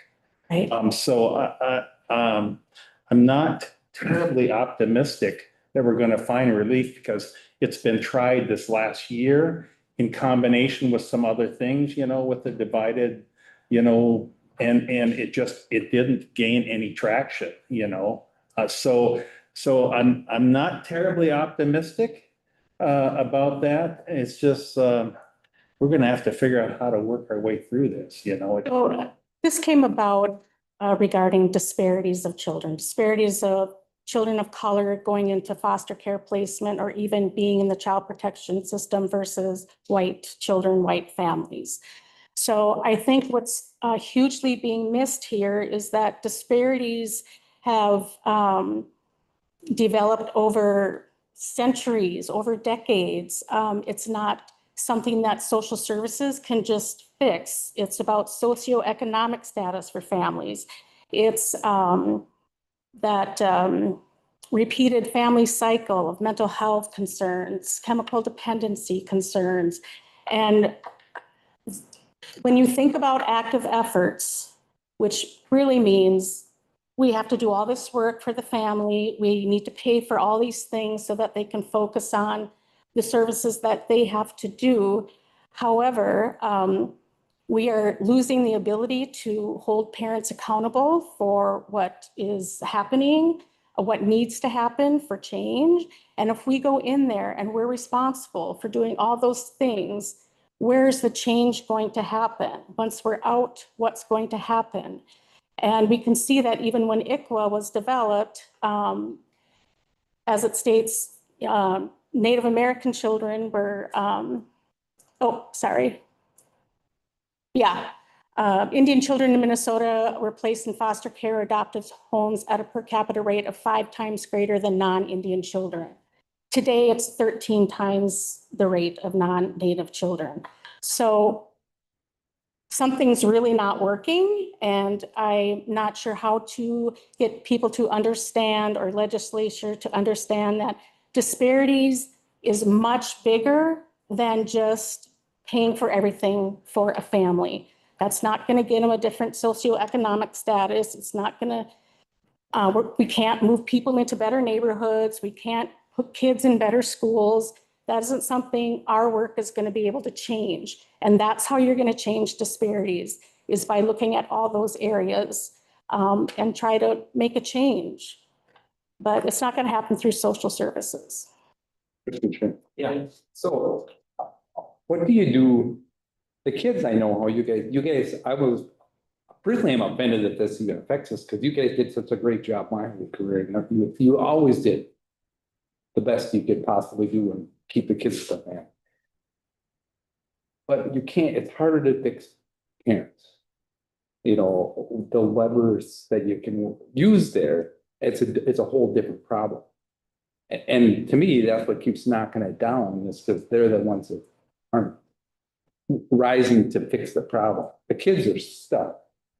They didn't get to pick their parents. And so I think you need to look at it from the, I mean, we all do, from the adult side of that.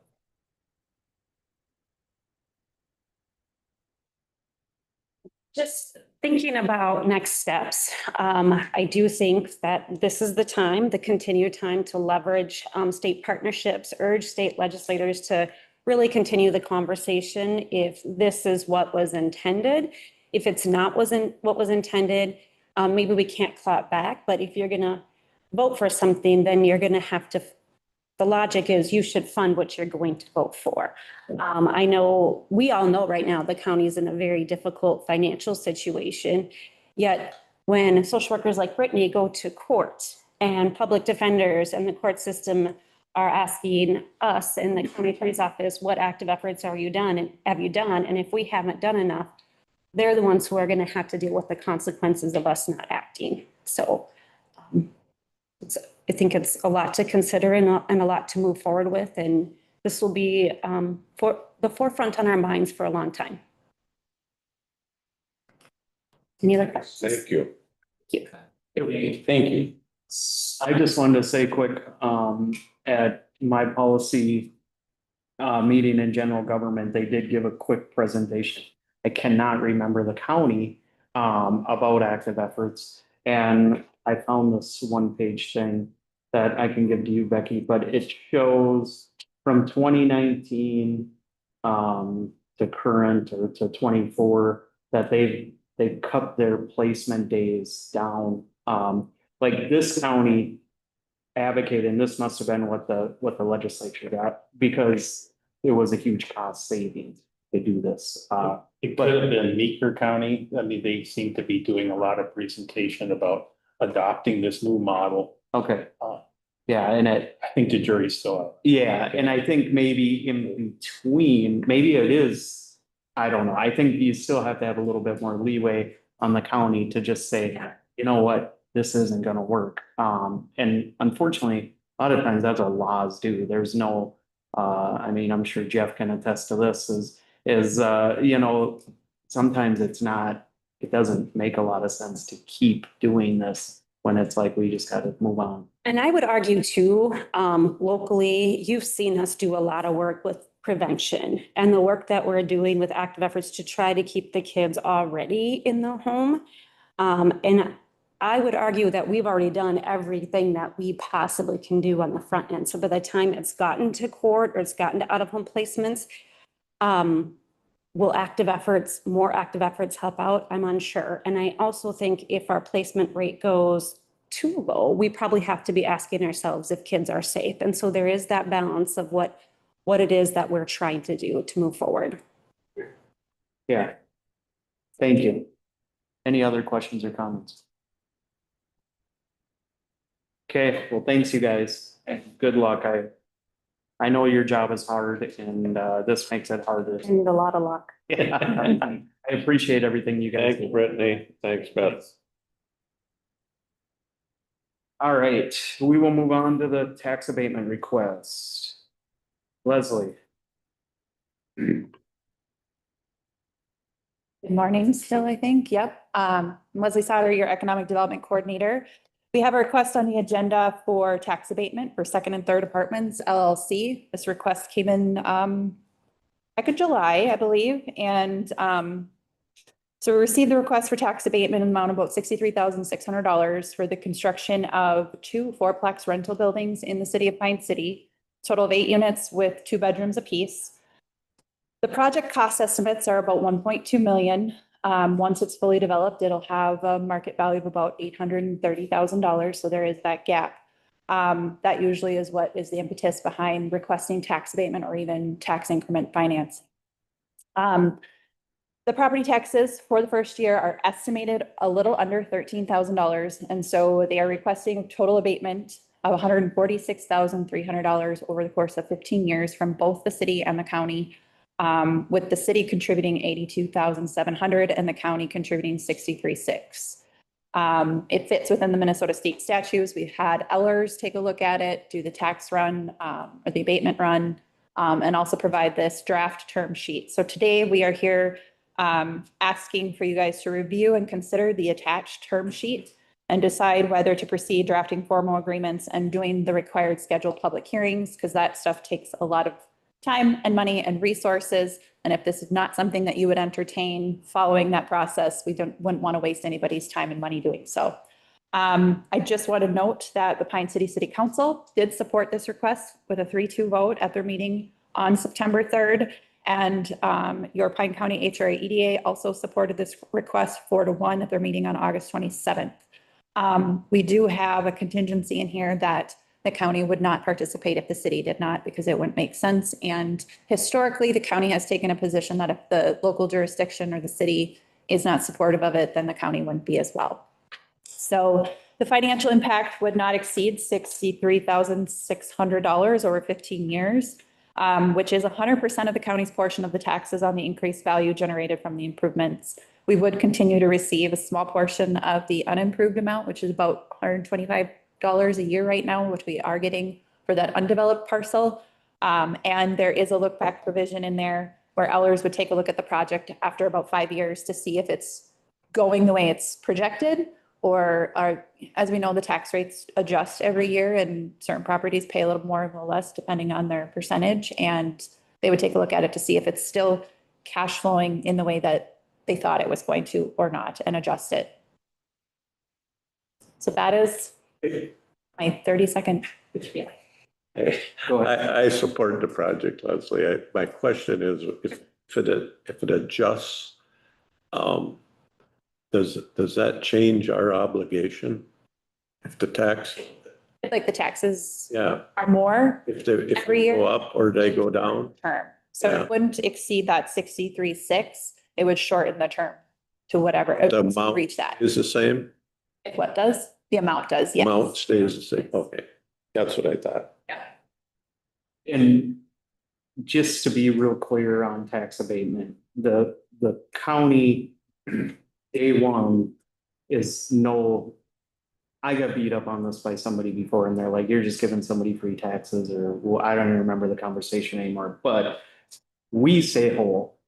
It just prolongs the increase, right? Correct? Yes, so the property itself increases in value once it's fully developed and therefore hits the tax rolls at that amount. When they get tax abatement, they still have to pay their taxes. We refund it back to them about 6 months later, if I'm correct, Kelly, yeah. So we do, it's a little complicated, and yes, it appears that their taxes are free, but it's the incentive of encouraging development on a parcel that probably wouldn't cash flow without this. And that is how it meets the state statute. But yes, once that 63.6 is expended back to them, then you start getting the benefits of the improved property. I think what you're getting at, Josh, is we still get the tax dollars for before, the same as they were paying before the Yes. land was developed. Yep, We don't give them money back for that. 100% Yeah. of the whole property, no. And sometimes I've made a note here, a previous couple other tax abatement requests have been like 90% of the improved value or 95. And that usually is figured out when they're doing the abatement run and looking at the projections of the project to see how it works and what the need is to fill that gap. Oftentimes, it's also working with their lender, their primary lender, to make sure that they're comfortable with this because it usually is a requirement in order for them to close on their primary financing. I don't know if that's the case here, but usually that is why this process starts. Mr. Chair. Yeah, go ahead. So I don't know anything about this project. Is this project in development or is it happening? Or- It is currently under construction. I think I drove by it about a week ago. It looks good. I mean, it's on its way. It was a empty parcel in the city of Pine City that had not been developed yet. It's probably one of the few, if maybe one of the last developable lots, except for their Fond Meadows neighborhood. So when did the construction start? I don't know when the construction started. We do have the developer here. Troy, June, when we got started on the project. Right now, we were about 60% on the first building, started on the second building, with the hopes of having the first building entirely done in November. With parking lot in place, all of the landscaping in place, and the envelope of the other building completed by that time. Did the city provide any funding or pay for any of the sewer extension, water extension, any of the utilities? Was anything given to you at any reduced rate? No, the city didn't provide us with any additional funding of any sort. All the utilities, you had to take that cost on yourself. Utilities were stubbed into the property already, and we do pay the water and sewer access hookups. Or if you would just state your name and what you're. Troy Hogue, my address, You 577. don't need the address, just your what. Yeah, okay, thank you.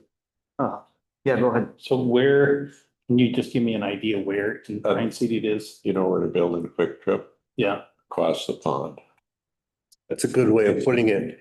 To the east. It's 655 11th Street Southwest, but just as Commissioner Howell said, if you look right across the pond from Quick Trip, it's right there.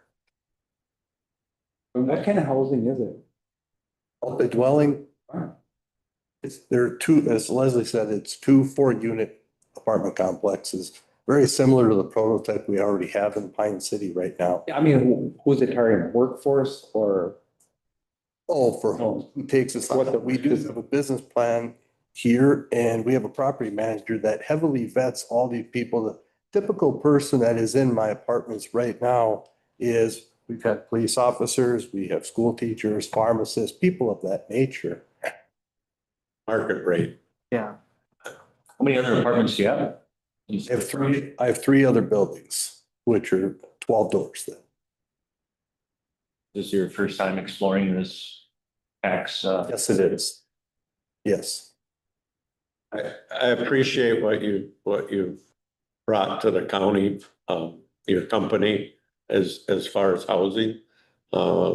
It's a thing that we embarked on many moons ago, to try to get workforce housing, and I think this is a good project, so I fully support it. And do we need a motion? We need a vote on this, right? Yes. We would like a motion just for the record so that we can proceed forward working with Ellers on the rest of the application. I'll move that. Okay, do we have a second? I'll second it. Is there any discussion? Yeah, it's true.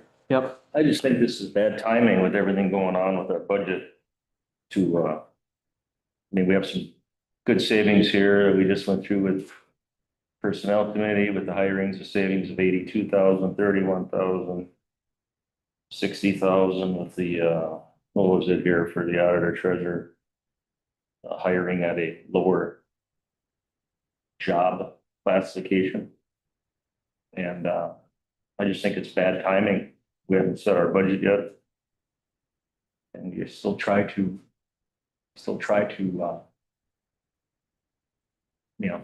fund this county with tax dollars.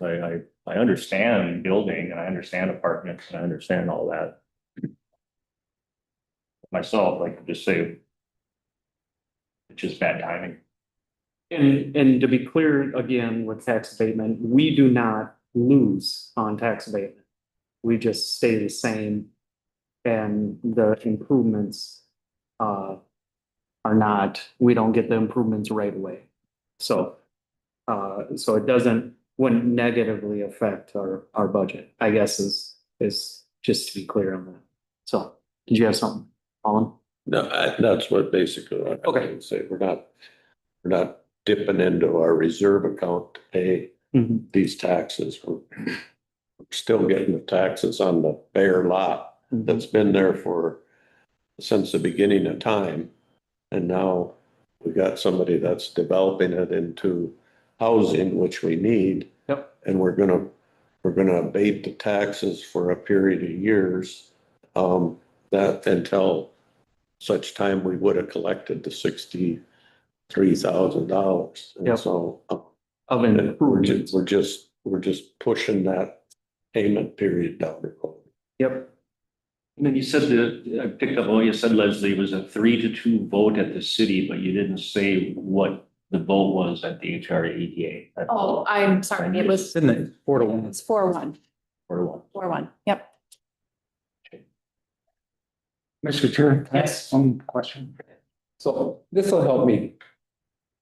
How critical is this for you to finish your project to have this? Well, in order for the ROI on this whole thing to make it work, this is a pretty critical point as far as making this work and able to keep the rent in check for people as we are trying to make the housing more affordable in the area, as housing costs right now are at an all-time high because of the inflationary costs. It makes it almost possible. We build homes also, but an example, I built one home in the last 3 years for private party. People just aren't doing it anymore.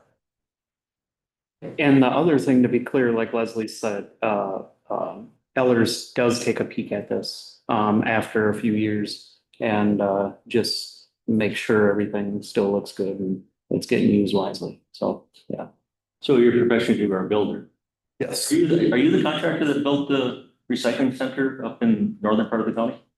Yes, and this place. This Oh, you built this building right here We were the construction manager for it. and the recycling center in the north part of the county. Right. Okay. Mr. Chair. Yes. I appreciate the fact that you talk about, needing this to make the finances work, and that's the whole purpose. But it seems to me that, I'm just thinking about the timetable. That's maybe my concern is construction's already started. Usually it's like, this is all figured out. This was applied for long before construction had begun. This is as Leslie knows, is a long, long process. So I can speak to that, Commissioner Nelson. Yes. The city did receive an application for tax abatement back in February. And then, I'm not sure like what their process was, but it came to my desk in July, I want to say. And so there might have been a miscommunication between February and July and getting the county's application on board, but we did expedite it as fast as we could possible to get it here to you as once Ellers had taken a look at it. But I did check with Ellers because when you're doing tax increment financing, you cannot do this process after construction has started, but you can with tax abatement. It's a bit more flexible. So yes, the timing feels not perfect, but I think Mr. Hogue did make an application with the city, so the primary entity to review it before he started construction, before he secured permits. That maybe helps an explanation. Otherwise, you know, again, I was concerned about the timing of, you know, how that works. But if we've got a reasonable explanation for that, although I will, you know, say that economically, you know, this isn't a great time either. So, thanks. Okay, any other discussion?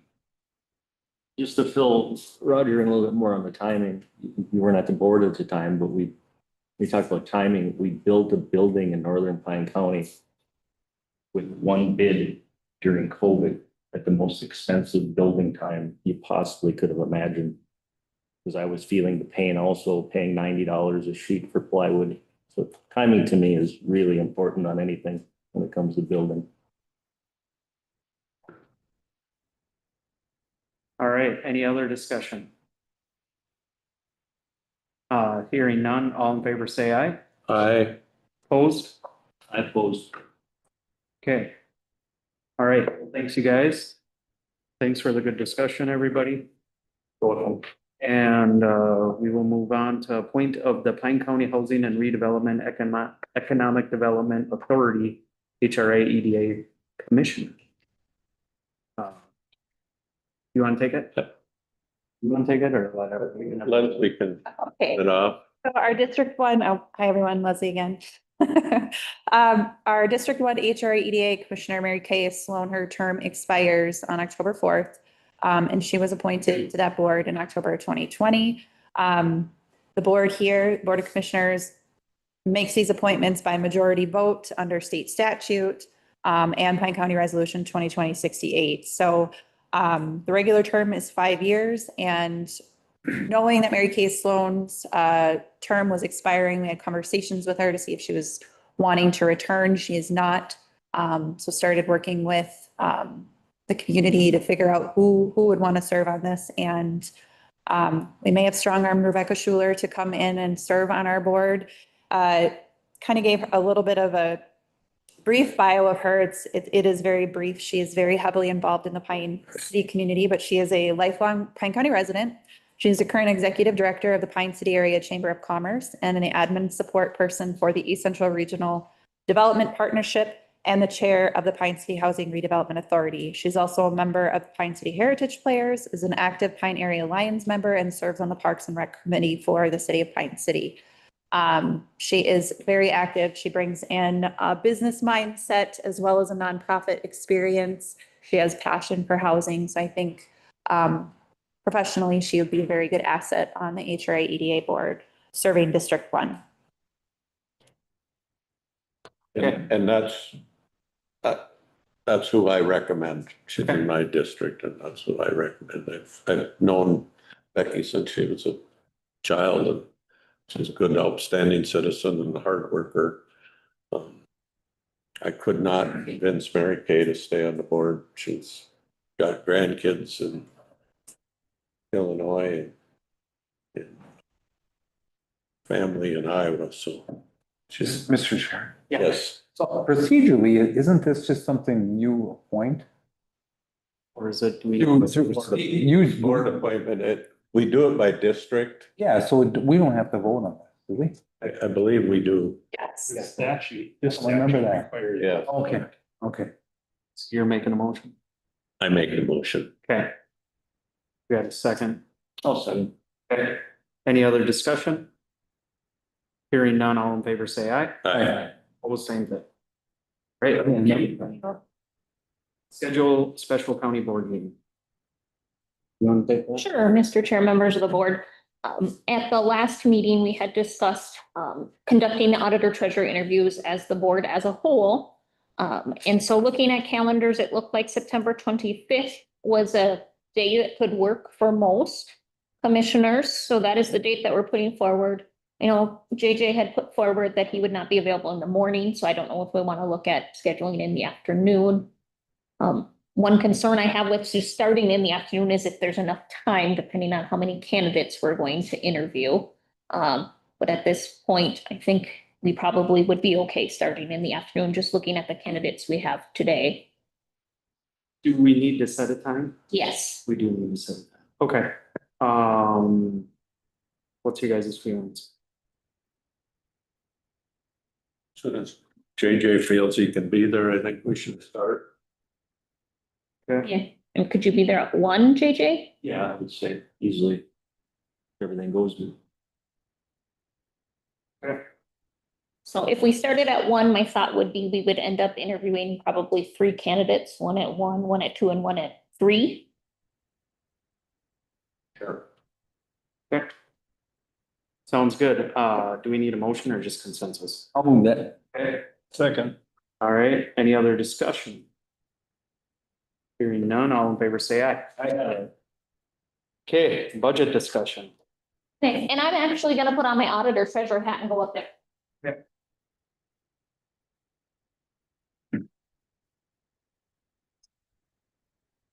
Good morning again. And so Kelly Schroeder, Auditor Treasurer, County Administrator, whichever hat you'd like me to wear, but right now I'm gonna wear my County Auditor Treasurer hat. And so, is this, yep, there we go.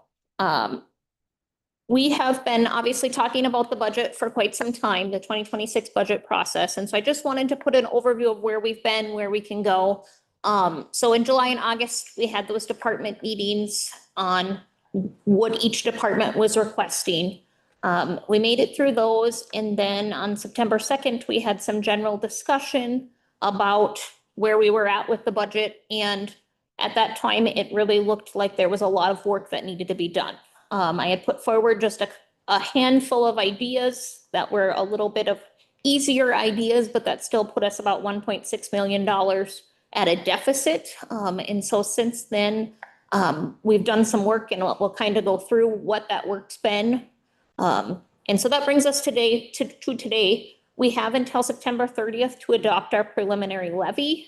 My hope is though that we will get to a point where we feel comfort in adopting it today. Otherwise, we will need to do a special meeting before September 30th. After today, and the one message that I want you to hear is that we don't have to have all of the budget solutions today. We need to have a workable levy today. So that's something to keep in mind as we talk through the options and where we are, is that we are not 100% balanced today. However, I think we are at a workable point. So with that, in October and November, we'll continue having budget meetings, discussions as necessary. And then December 4th, we'll have our truth and taxation meeting when the public can come learn about why our levy is what it is, what our budget is, that type of thing. And then on December 16th would be when you guys would be adopting the final budget and levy. Just a reminder on that final levy, it can't be any higher than what you set today or by September 30th. So we can set it today, but you can't be any higher than that when you set the final in December. So this is kind of the bar, and you could go lower in December, but you can't go higher. And stop me if you have questions as we talk. So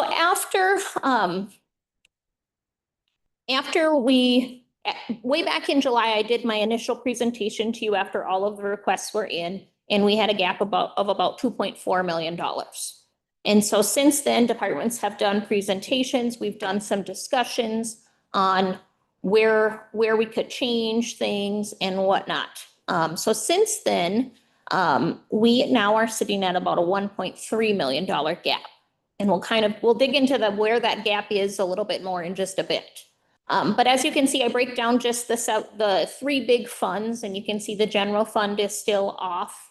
HHS is still, your revenues are lower than your expenses, and then road and bridge is balanced. So as we look at the overview of the county departments, after I made a whole bunch of changes over the last couple of weeks since we've talked, and those changes in the general fund anyways have revolved around the salaries with the restructure that we've been discussing due to my promotion. I was just able to look at a slew of other revenues and expenses and make some minor adjustments here and there. We just got the restorative practices grant, and so there's going to be some indirect costs that we get to capture there. Just looking at how the PILT payments came in this year, there was about $10,000 additional revenue I could add there. So it's $10,000 here, $10,000 there that I've been able to either cut or find additional revenues, but all of those end up making it work. So after we made all of those changes, I wanted just to show you what by department, where the new dollars would be needed. And so you can see it's really shifted from what this looked like back in July when I showed it to you. So Health and Human Services, right now, the new dollars that are sitting there are $341,802. So that's a 1.5% levy increase of the county levy. So that is the specific request we'll continue talking about. And then the rest of them, the numbers have really dwindled down to what their new dollars are that they need. I want to point out the jail specifically. So previously the jail was second to the top. However, with changes that we discussed at the last meeting with some of those boarding revenues and budgeting the staff at 95%. Of course, since then, things have changed in that some of that boarding maybe isn't as promising, but Rod was able to go through his budget and find additional savings in the food and beverage and the medical and different places. He reduced his training budget some. And so the jail now went from the top of the list to the bottom of the list. Basically, I mean, $1 new dollars that they'd be looking for. And so as we look at this, I always like putting that right-hand column on there because so much of our budget is salary driven. And so you can see how much the salary benefits increases compared to the new dollars they need. In a lot of cases, the salary and benefits is going up more than the new dollars that they need because departments have found other places to cut or additional revenues to capture.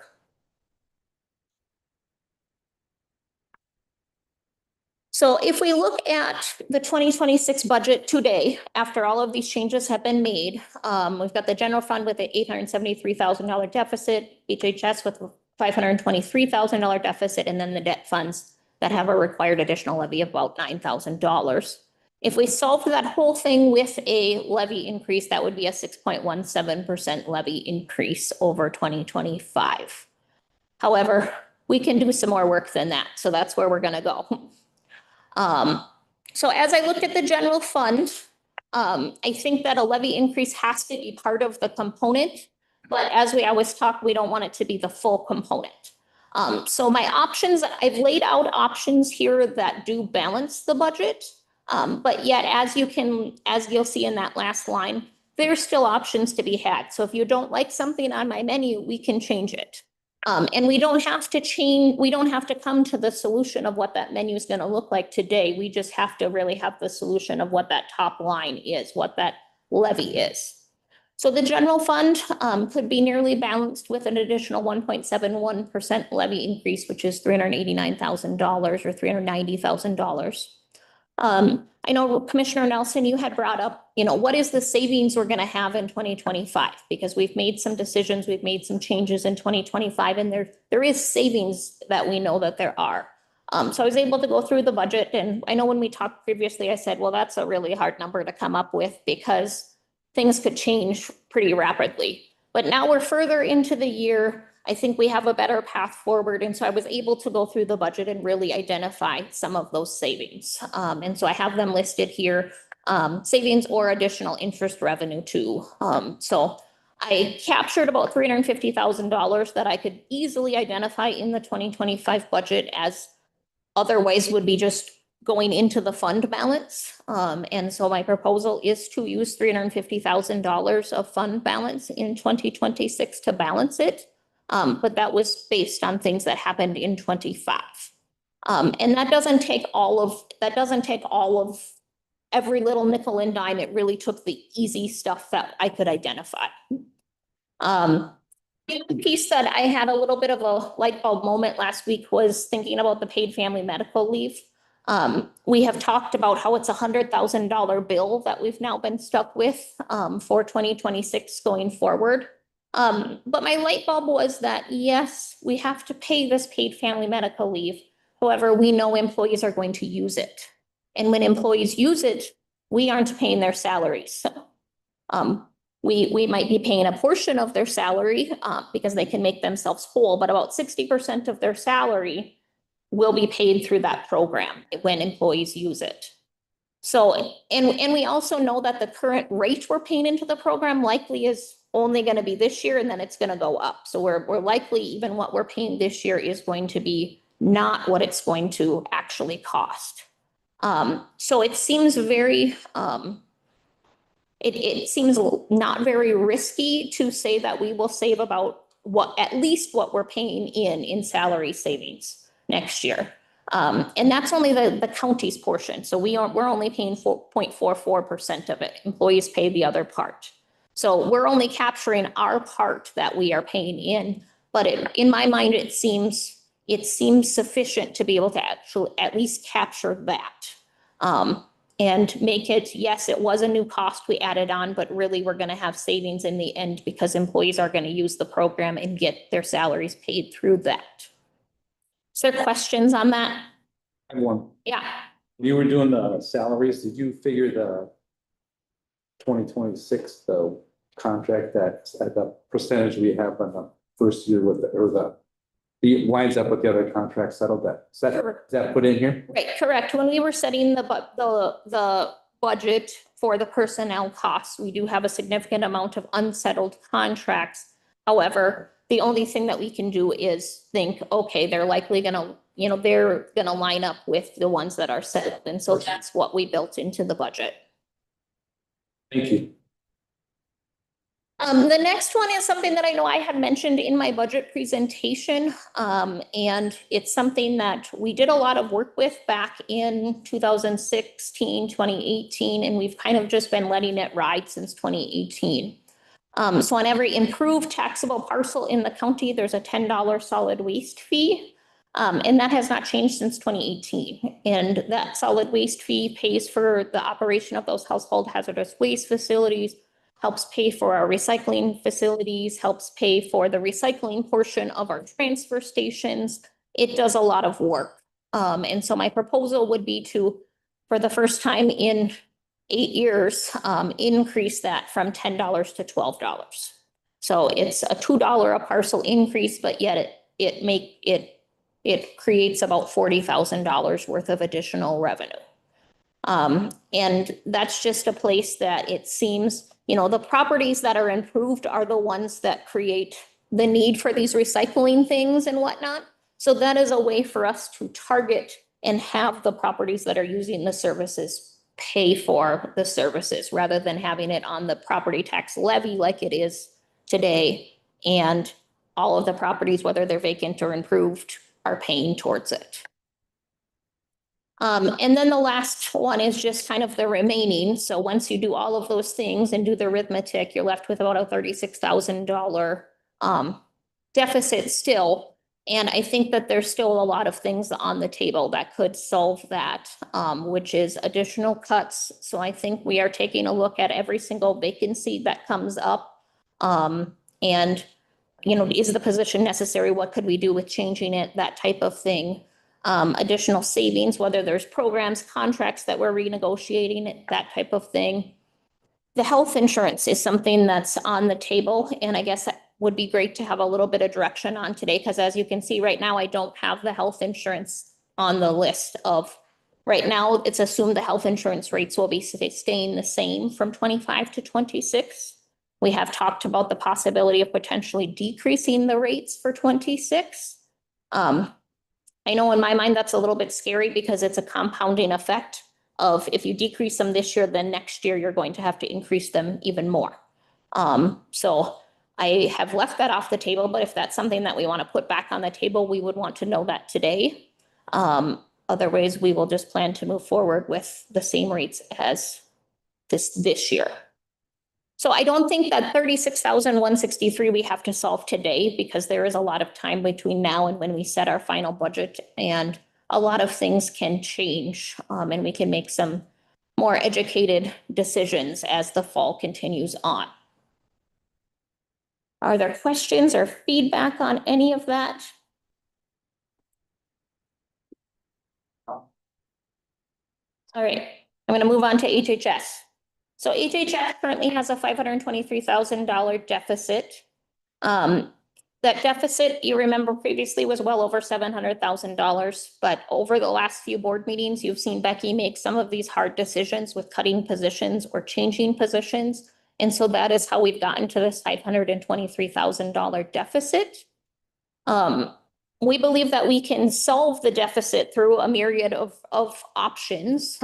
So we really do need to put additional levy dollars to HHS. I don't think that there's any place in anyone's mind that we shouldn't do that, because it's just a necessity, especially knowing right now we're almost contracting our HHS department when in 2027 folks are building it up. So we really need to consider that 1.5% additional levy to HHS. Again, I grabbed that Paid Family Medical Leave Act savings. That's what was budgeted as an expense in HHS, but really in my mind, we could back that out of the salary lines for those positions. That does still leave a bigger deficit in HHS of 148,731. And again, with that, we can have conversations of, do we want to change health insurance? However, when you're looking at health insurance, it's a pretty big decrease, over a 2% decrease we'd have to do to save the county as a whole, 100,000, and then that's probably only like 30,000 to Becky's budget. I know Becky has a lot of things in the works over the next couple months that too can address this. So again, I don't think we have to solve the $148,000 deficit today, but Becky does feel very comfortable in, if she got that 1.5% levy increase, she could make the rest work as she gains more ability throughout the fall to make changes within the department that are needed, and identify additional revenues. Questions on that? Okay. Oh, I'll start it off, but Billy, I think I would be more comfortable leaving health insurance alone, because what I heard from other counties in the last week was there's actually some of them that are front loading this year's levy a little bit in anticipation of a really tough year coming. And in a sense, a little bit what we do if we left health insurance the same. We have another good year, it gives us more cushion, then we can look at a rate decrease there for going into 27. I think we can make it work this way. If we set a preliminary levy today in that 3.5% range, I'd go a little higher than that, but I'll save my comments for later. I'm proposing 3.25. I know where he's at, so we do have time. We're not a county to work on that. But we have historically not been a county to set a levy up here knowing we're going to lower it by a couple percent, because I think what tends to happen is is you give up, so to speak. And so if you set it at 5, for instance, and you're never gonna get down to 3. If you're at 3.5 or 3, whatever that comes out to be, probably more realistic to get. And I think you're not done, right? I'm not done. So we'll We'll keep. let you get done. Sounds good. I'm happy to answer questions as we go too. The debt funds, we have our 3 debt funds, with our 3 bonds, and those additional levies, their levies are set within their bond documents. And so this just lays out 2 of the debt funds call for an increased levy. And then our one for this building actually requires just a slightly less levy than this past year. So overall, that's about $9,000 of levy increase that we do not have a choice about doing one way or the other. And so that one is set in stone. There's no decisions to be made there. So right now, this is what I would propose our 2026 proposed levy to be, and it shows by fund where the levy would land and what the change is from the previous year. And I can let that sit there. I think I want to get to my next slide though, which I think is a really important one, which is the 8-year levy history. When you look at these different funds this year, you see Health and Human Services sitting out there with an 8.3% levy increase. That really jumps out at you. And then you've got the general fund at this 2.8% levy increase. But when you start to look at the 8-year history, you'll note that when you look at the different funds, we've really given attention to the funds differently. So if we do that 1.5% increase to HHS, then it's over the last 8 years, that means they've got a 15% levy increase. Otherwise, if we back it to 2025, they've gotten a 6.2% increase. So they've hardly gotten an increase over the last 7 years. So giving them such a large increase this year really is in due time because we've not paid much attention to them over the recent years. And the general fund, quite honestly, has been just skyrocketing. This year's levy increase at just the 1.71% that's proposed is the smallest levy increase to the general fund in the last 8 years. It has just multiplied. And so I don't find a way to do the general fund without a levy increase. And so I really dwindled it down to where I thought it was manageable. And it's a much smaller increase than what we've seen in past years. I also wanted to show this one that shows you really where does our levy go? Because I know a lot of people, their first thing is, oh, it goes to HHS, our levy does. But as you actually look at this, 30.8% of our levy goes to the sheriff and the jail, public safety. And then all the other little segments are smaller segments. And so I just wanted to show you guys what this looks like when we really apply the levy as a whole of where does it go. In that 6.5%, the gray area, I have this miscellaneous because we had all of these tiny little departments that didn't have much levy dollars, so I lumped them all together. They're described in the small writing in the bottom left. But just so you can see that of where are these dollars going? So really the jail gets 30.8% is levied. The jail and the sheriff, yes.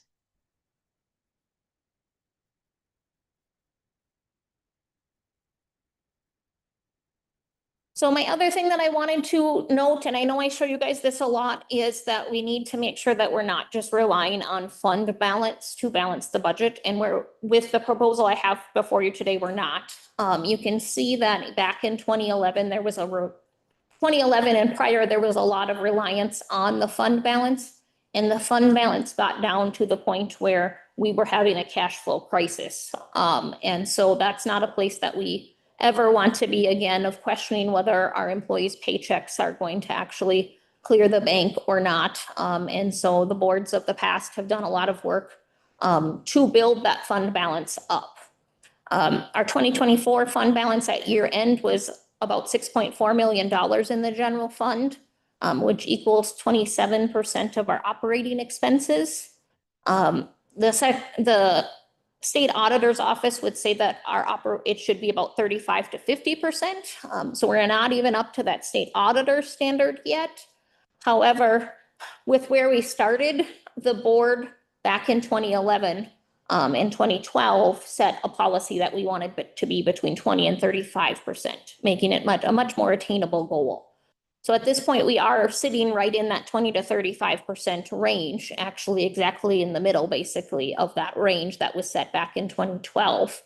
And so I just want to remind you that, you know, you can cut that levy, but then we're using that fund balance, and then we get into areas that we really don't want to be. And right now, we're sitting in a really good spot.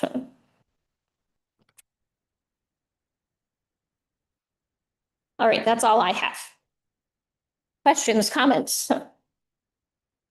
Thank you. It looks a lot better than it did a month ago.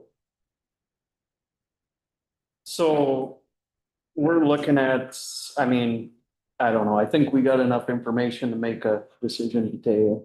Does anybody got any questions, comments, motions? Yeah.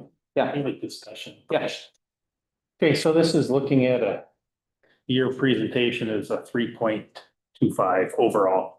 And, you know, I get it. We need to do this segregation, but the public doesn't really care. I mean, they're looking at when their tax statement comes, they're looking at the number at the end, you know, and of course, it's important for us how it's allocated. That is important. I'm not trying to minimize that. Yep. I would say a couple things in comments to Steve, you are right in the sense of it's next year, it's the following year that has people concerned because it's so far out and unknowns, and it looks like there's a lot of things coming down the pike. So I absolutely agree with you. Maybe the method is how are we going to prepare for that? And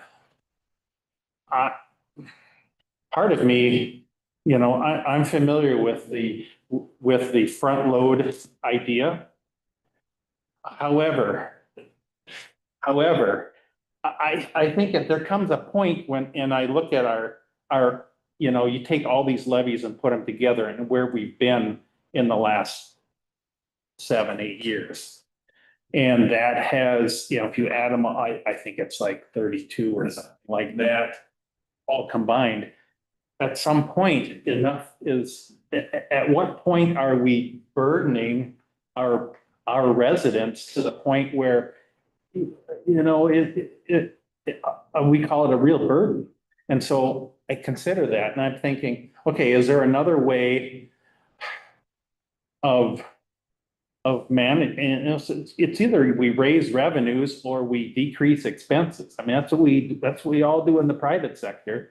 And in the public, sometimes we are raising revenues through taxes is sometimes the easiest thing to do, you know, and I don't say that lightly, but it really is. And I'm thinking maybe as we look out what's going to happen possibly in 2027, you know, maybe we need to look at seriously even more consideration to lowering our, and it's our ongoing, it's not this one time, let's borrow from a fund balance. I agree with you on that. That is not a long-term solution.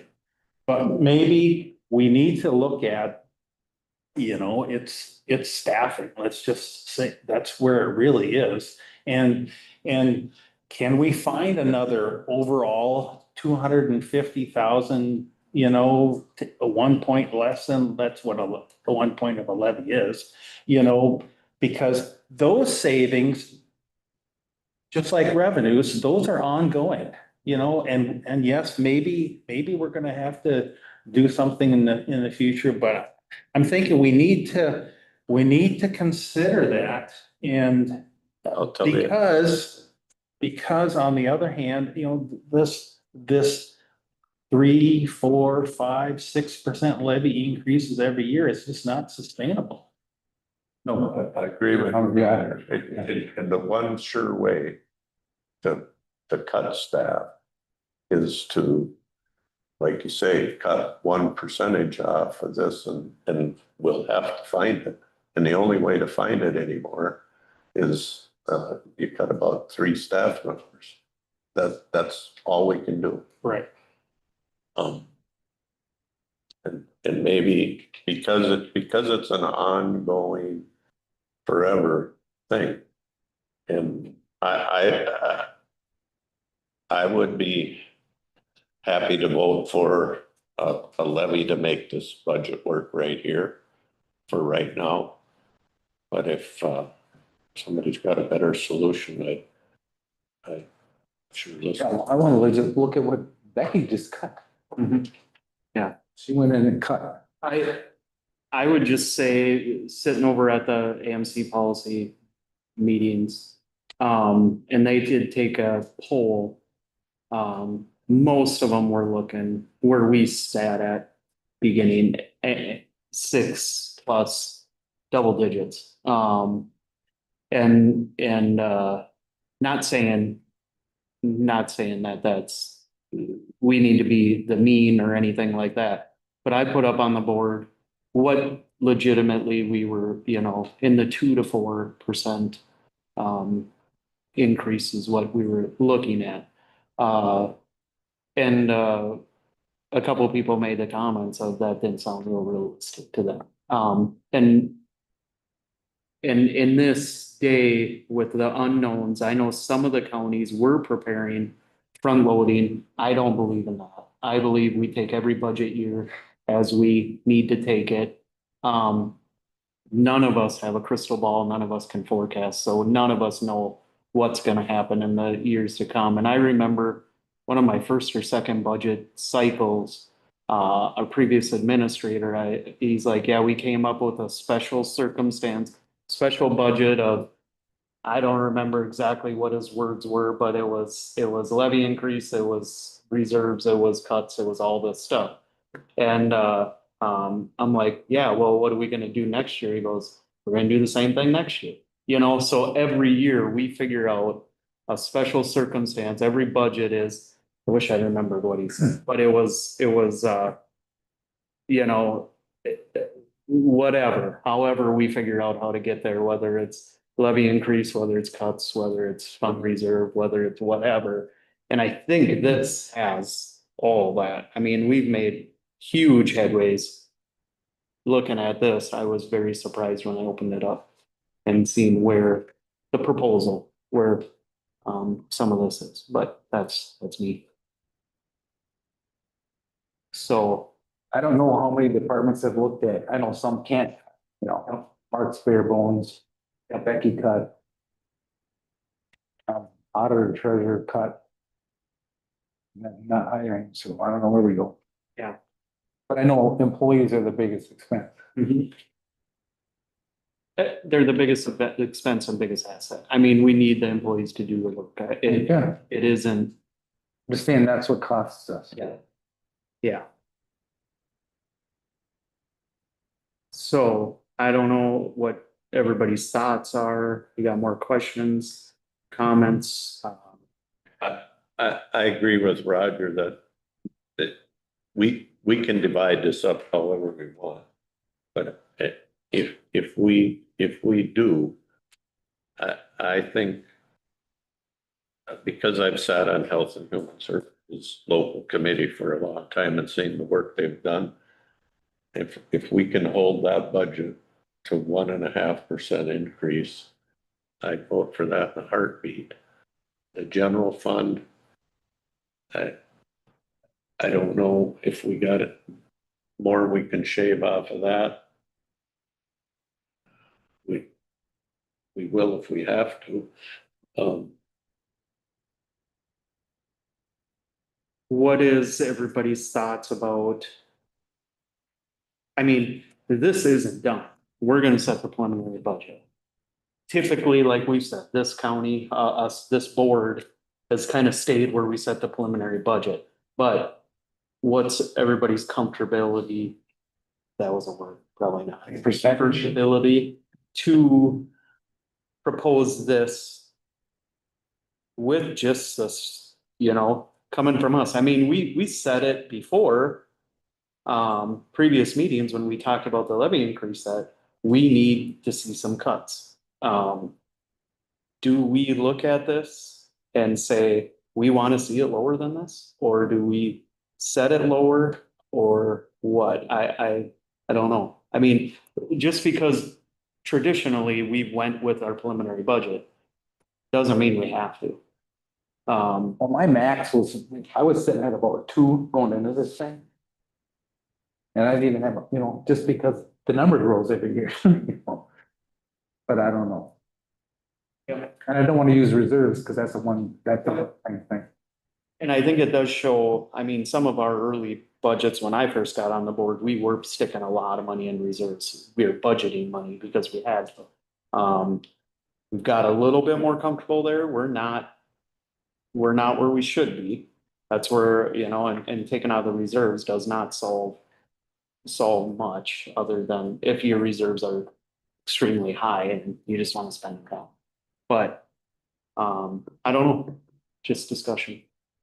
And we have about 1% growth too, right, Kelly? 1.1. Yeah. Not including tax abate. Yes. One quick thing, what does that do to our tax rate? We're only at the preliminary level right now, but it would remain about the same. About the same? Okay. And that I think is, so the tax rate, essentially, if someone's property valuation stayed the same, if our tax rate, even with a levy increase, I have that sheet. tax rate stays the same, they would see. I think I have that sheet. If their valuation stays. Yeah. Now valuations have not, I fully understand, so. You can't use that though, because that's not, I mean, that's just statistics. Well, it's numbers. That people care about how much they got a right to check out. Yep. That's the bottom line, but. And it's come down substantially in the last few years. So that's where, you do have to be somewhat cognizant of it, so. Cause I've been told before, percentage don't pay the bills, dollars do. So, I mean, that's what we gotta look at. Well, I'm Yeah. maybe historically, we haven't lowered it. I don't know that whatever we do today, though, that we want to shut the door on that and saying we, somehow in our minds that we have, because that's gonna make a difference on what I'm gonna support or not. Right, I agree, Roger, because I have to. If we settle on something today, doesn't mean that everybody should just give up and say, oh, we got that done. And I will say, looking to my right, our new county administrator is, as you can see with these presentations, knows, if she can get a little bit more time, maybe we can find some more, so. I don't know. So that's where, I don't know. What are you thinking there? What are you saying? It's say 3% today and then cut it. How much do you want to cut? I don't know. I look at these numbers, historically where we've been, and again, where taxpayers say enough is enough, and I mean, we all face elections, and it's the will, and sometimes we get lost in a silo. I would really like us preliminarily, I know I'm just gonna throw a number out. I'd like to see a 2 in front of that number, for our preliminary. I think there you go, 2.99. Well, that is a 2.89. I know it takes work to get down there and to keep going, but, I don't know. Otherwise, I have a hard time supporting something. 2.89, I'll make that motion. Okay, but we have to levy in dollars.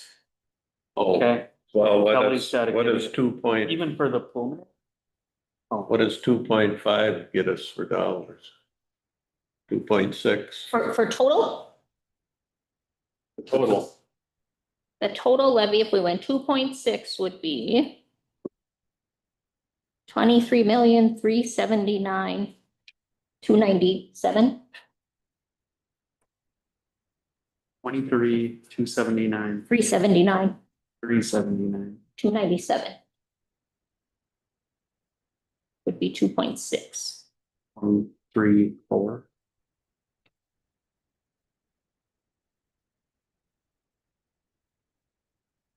I don't know, what's everybody think? I'll make that motion. You can make it, all right? You got a second? What's that? I made a Colin motion. made a motion for 2.6, 23, whatever that something, was. which is about 2.6. That's our preliminary? Yeah. And let's have a discussion before we vote. Yeah, go ahead, that's where we're at. So here's, Colin made the motion, Ludwig second. and I want to say, I think HHS is, that she can continue to work. But I think we got more work on the general fund side than the HHS side. You follow what I'm saying? Yeah. I think we should say, I don't wanna sit there totally, I want some people to go and look at their departments. That's what I'm saying. Yeah, We leave HHS at 1.5. yeah. That gives the general fund, they gotta cut another %, basically. Okay. Does that make sense? Yeah, Okay. Any other discussion? You can say it, Jay. Well, I think the same thing. I'm just, I'm paying attention, I'm listening to everything. At the same time, I'm just looking at, I don't know, 100 feet of lake shore that's sitting forfeited. Very marketable land. I'm sure you could talk to any realtor, it could be sold. I think it's 100, well, actually it's 100 total, 100, what, 30 acres? You know, there's a couple $1 million right there that could be, I got a budget myself, I'm working on at home. I'm selling things. You know, someone made a comment here, it's easy to do this just by raising, the easiest thing to do would be just raise taxes. I think there's something easier, sell this land. It's my opinion. And it is a ongoing money-making venture for this county. HHS budget went way up, that comes from the state. All we get from this land, from the state, is tilt money. I put some questions out here, I don't know, months ago, years ago, still trying to get my mind wrapped around if they continue to put more burden on us at the state level, through lowering this tilt money, which is, even when it was good, it's still a small percentage of what the private sector pays. We had a testimony today of a gentleman that wants, what did he say? You don't know houses? One. I mean, it doesn't have to be a house. It doesn't have to be, the highway department doesn't care when they have to buy a grader or gravel or a culvert, that the money comes from workforce housing or whatever. They need the tax money coming out. We've tried it this way long enough. How much is enough? I also was at this conference. I guess I didn't go golfing. I didn't take advantage of any of those kind of perks. I just had a lot of private conversations with several counties. And story's the same. They seem surprised that we're sitting this way with 35,000 acres of land. And we still don't have a discussion. I mean, a good viable discussion of how to properly get rid of it, how to properly sell it. I know there's an auction going on right now in our county. We sell it all the time. Correct. Like I was saying, there's an auction going on right now. But when you talk to a realtor, a broker, you look at the values of this stuff, the type of land, selling landlocked land versus lakeshore property, I would just assume probably invest in lakeshore property. It's like this county continues to set themselves up for failure, selling property that is just not desirable, landlocked property, heavily wetland property. Just to have that conversation, just to have that opportunity to say, well, we're selling land all the time. Can we try to sell it? Well, it's not working the way it's going. I'm a patient person. I'll wait. Thank you for asking me. My story is the same. And I can't vote for an increase if we have this opportunity here. All I would just add is we're working on next year's budget, which needs to be set today or by the end of the month, the preliminary.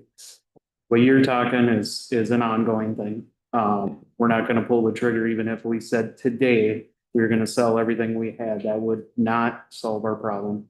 So, and that is not a viable solution right now. So, and to reiterate, we make more than built off of the land. There's timber, harvesting. And again, we do sell, county land every year. So, so that is that. I think what Commissioner Nelson was asking you is like, what can we do today? And that's what all of us would say is, we can speculate all we want in the years prior, but nothing, what you said would solve any of this issue right now. So.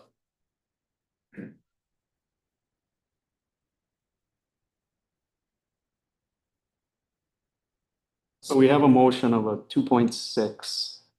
The number is, we've been said. We have a second. Any other discussion?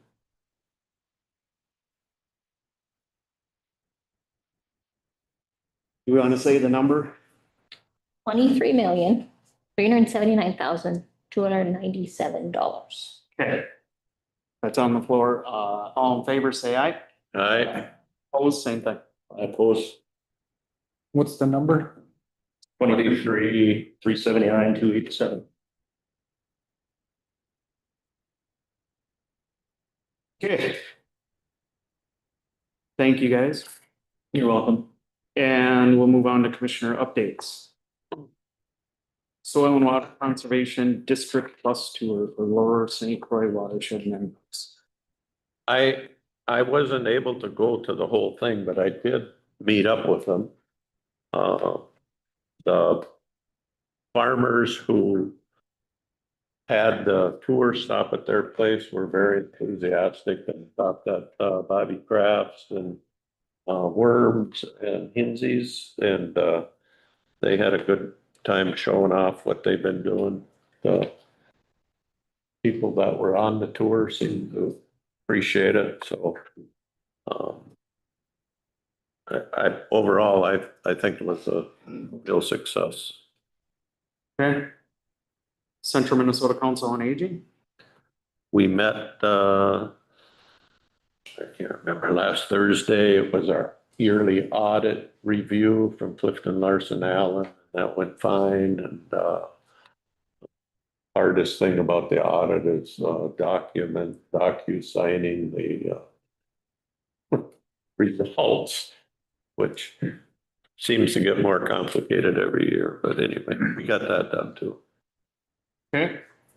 Judicial ditch, and it's actually judicial ditch. I think I'm on 6. 6. Yeah. So, and it's a joint deal right now. We're in the process of getting it moved or separated.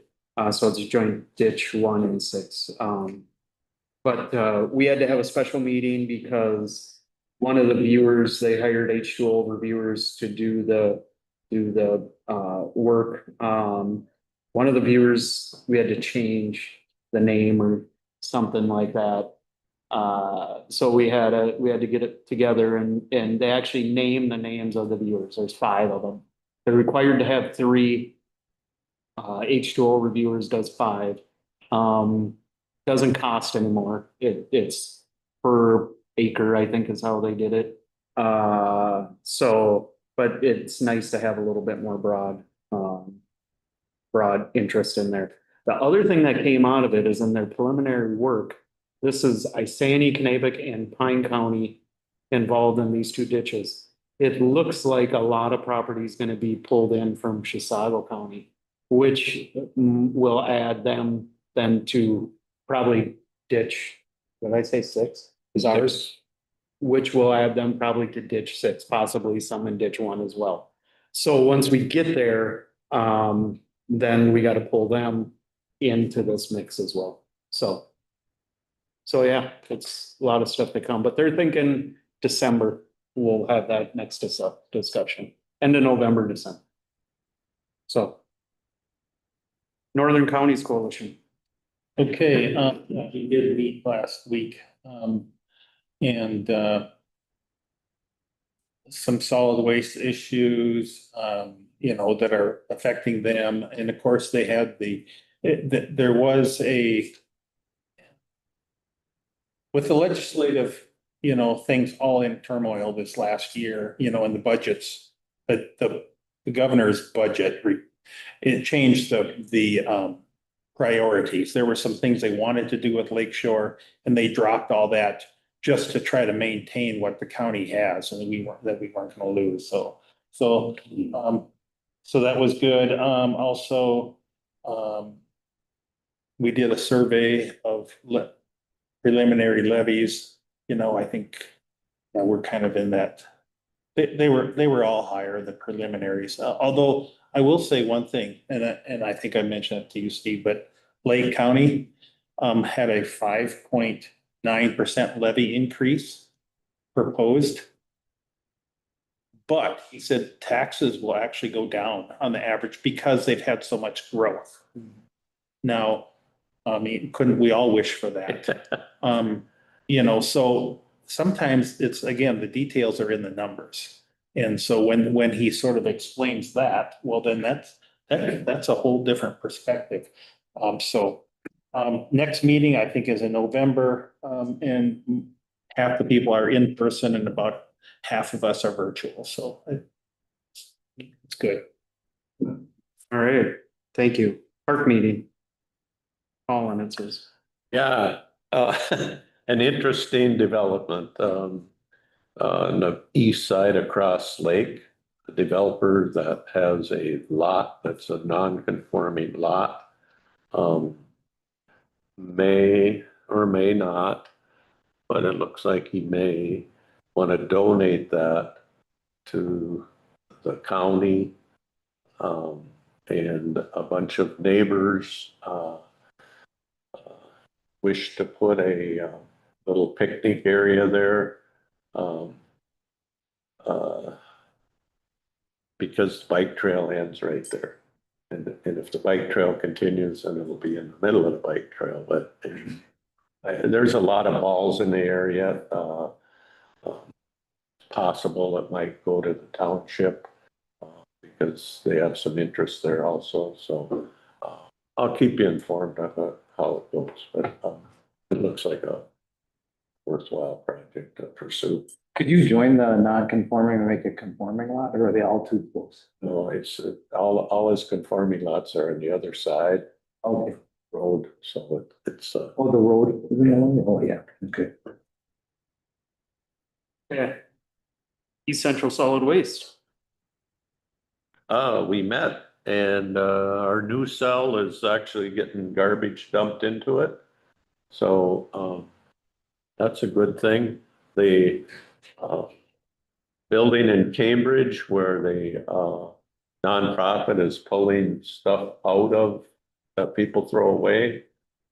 It's a resell store, and they'll have a place to put that stuff on display and sell it. And then they use that to fund their nonprofit things. The benefit to East Central Solid Waste is it keeps that much trash out of the landfill. So those are moving along. And then when I went to the AMC and heard the other counties talk about what they're doing, it that makes me think we could be doing a lot more. But, I was surprised to know that 20 to 30% of the trash that goes into the average landfill is, food waste. Who knows? That's significant. We were talking about that because they talked a lot about food waste. What do you do with it alternatively? It goes in the landfill now, because it But- goes in your garbage. Like a lot of them, we were talking, it shows they separate the food waste stuff. Right. So does that go to like a And livestock? it go, the one has a biodigester, like Hob and Shields Dairy Farm. And so they, as they're composting it, they're drawing the methane gas out, they're using the gas, and then it comes out the end as a compost. Okay. But because it has PFAS in it, possibly because there's plastic mix in there, then they have to heat it up to a certain temperature. So then it really takes the nutritional value for crops out of it, but it has some water absorbing ability. Okay. Yeah, that was a question I had. All right, East Central Regional Library. Nothing particularly new to report, other than they did spend a bit of time on a bone of contention between Pine City and the library on space usage. And so I think we're working through that. So just wanted to report that. So. Yep.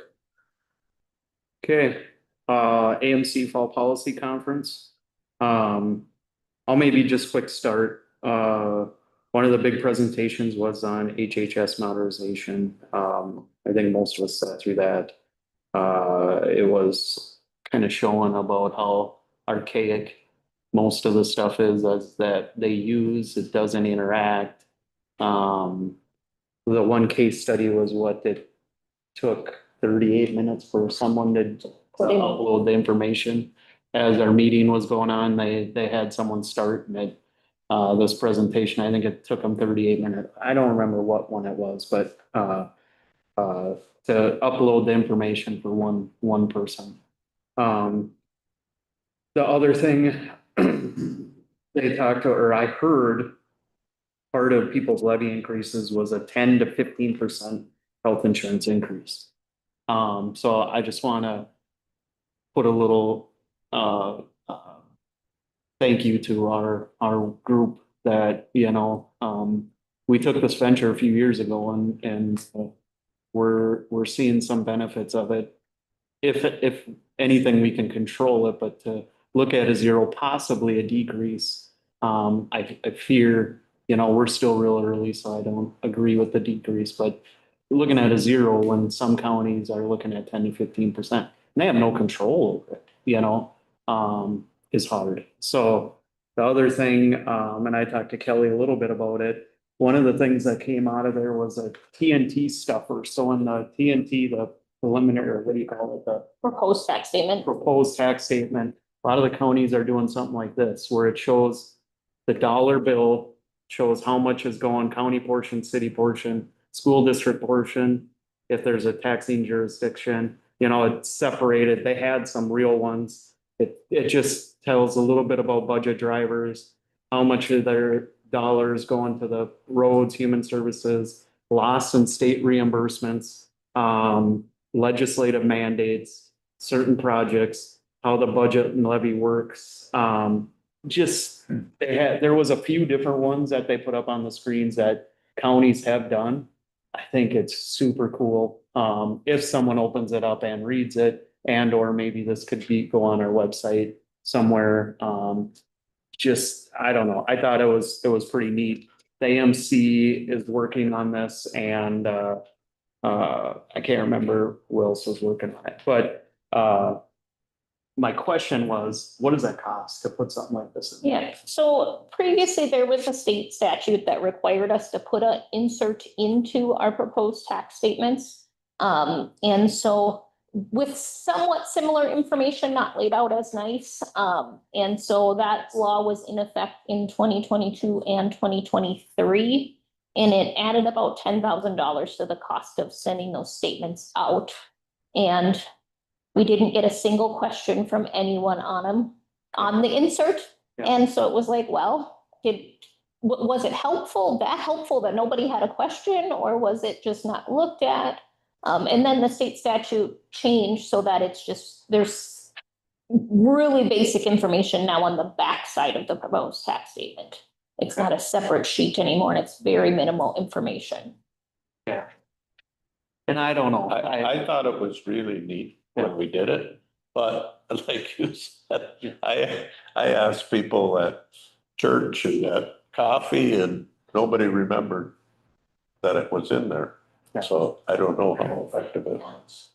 And maybe even it just kind of spurred interest to me that, you know, like as we were just talking about it, maybe that's something that goes on the website and or in the paper. They said a lot of them will put it in the paper, you know, that 1-page thing or whatever. When is the deadline for that, having that decision?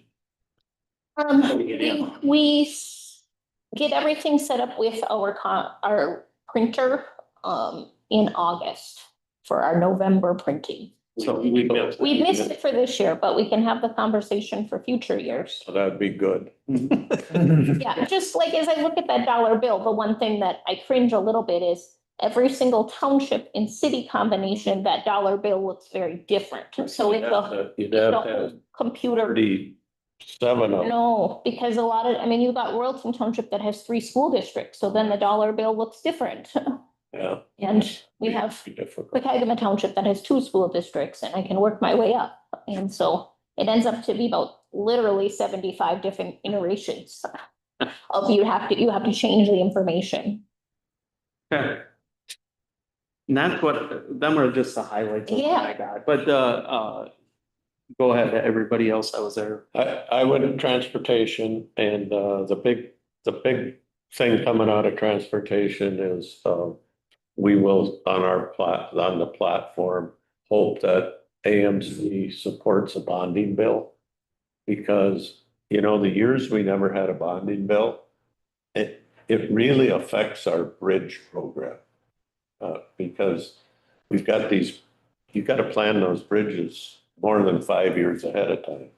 And then you got to have all the planning done, and then all of a sudden there's no bonding bill, there's no bridge bonding money. It screws that whole program up. The other big thing is wetland delineation for roads. And we're a prime example. There isn't a mile stretch of road in Pine County hardly that doesn't have a wetland in it. And so every time we go to reconstruct or redo anything to a road, we've got to deal with wetland delineation. And the rule is now you got to buy wetland credits at 2 for 1. And so our push is going to be at least make us only buy a 1 for 1 credit. Especially in our area where we've got all the. So what happens if the roads already exist and it's already been delineated? Then you're okay, but hardly ever. I mean, if you go to put a turn lane in. Oh, yeah, it changed. Then you're using 1/10 of an acre or For 66 feet doesn't get you nothing. No. Can't do any ditch work. No. So if you're gonna resurface a road and you got a bad spot in there, you're digging in a wetland, and it slows our projects down, and it raises the cost way up. What our culvert count is. Yeah. So anyway, that's probably the 2 big things transportation is working on. Health and Human Services, again, I think that was pretty much all the general sessions had to deal with that, and then so there's nothing new. It's just a big issue. Yeah. Environmental, and thanks, Steve, because it got me to these notes. Part of that trailed into roads. Apparently, there's been some question ongoing about the amount of sand and salt that we put on our roads. Oh. And probably pretty easy to figure out if you buy 30 1,000 yards of material and add it to however many yards of sand on so many roads that cross bridges and how many wetlands along the lakes and lake shore. I don't think we could really deny the fact that we're really not filling not only wetlands, but lakes, streams, rivers. So, the board and water soil resources, just dodged that issue. They have 140 staff, maybe they could work on that. Then also, Department of Natural Resources, they announced their $1 billion with a B dollar budget, 2,700 employees. They also need more money. They got a good idea though. They're gonna raise the boat licenses. And they're gonna have a sliding scale. So if you have a bigger boat, you'll just pay more. There's some shotgun zone changes. I'm in a rifle zone, so I guess I didn't understand what they were talking about. Did I hear that right, JJ? The legislators, instead of saying you can use rifles now in southwest Minnesota, they left it up to the counties. Yeah. So now the counties, every county down there is having to deal with this because half the people don't want rifles and the other half wanna have rifles or whatever, it's a. What is the cutoff for the shotgun zone, 70? Or where is it? It was 85 at North Branch, 85. for us, yeah. Then it angles down, I think, so. What else do I have? Some of that falls in the seed also, where we're talking about solid waste and such. I believe it's Polk County. They just had said that they're working without MPCA permits. I guess I don't know how you do that, but I guess they said I guess you just go ahead and build it and then you, get it afterwards. They said the permit is granted usually about the time they're using the cell. Yeah, and I guess I just did some. Same boat. We got a letter of understanding or something.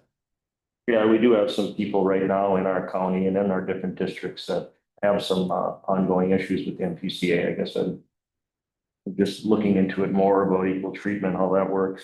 And then, we had some representatives there speaking at the general session, of course, with the forfeiture bill and repayment plans and hardships and everything else. I again talked to some other commissioners and I know Commissioner Moore had mentioned our logging activity. It was interesting because usually like on a forfeiture, the Supreme Court one, Tyler versus Hennepin County, we all know that. I guess Hennepin County wasn't able to take any of their personal property. But I guess there's some people questioning the logging activity. I mean, it's part of the land. Did the person actually plant the tree years ago? Was the tree a gift? Like through a funeral, sometimes you can plant the tree to remember a loved one. So that was a whole nother discussion that I thought was quite interesting, tied into forfeited land. That's all I got. Okay. Do you have anything you want to? Sure, because I went to public safety, and so the things that were talked specifically about that one was FEMA and the changes from the federal level towards with FEMA and just emergency management. And really, they just wanted to drive home that a lot more of the emergency management is going to be locally based with FEMA's changes and policy changes. Then there was a session on low elevation radars with the National Weather Service, and that was very educational in that there's huge gaps throughout the entire country for those low elevation radars, and so it prevents accurate warnings from going out. And so they had somebody from, I don't remember which county, where the weather spotter actually, his radar was clear and he went out and got crushed by his grain bin. And so there's some counties just doing some work on their own with some private contractors to get more radar coverage. And then the second day, really, we were looking at more of what our platform and policy is going to be. And that entire conversation was around mental health, with public safety, as you see the tragedies that are happening. You can only do so much through legislation in that you truly need to address the bottom line problem, which is a lot is mental health and there's no beds.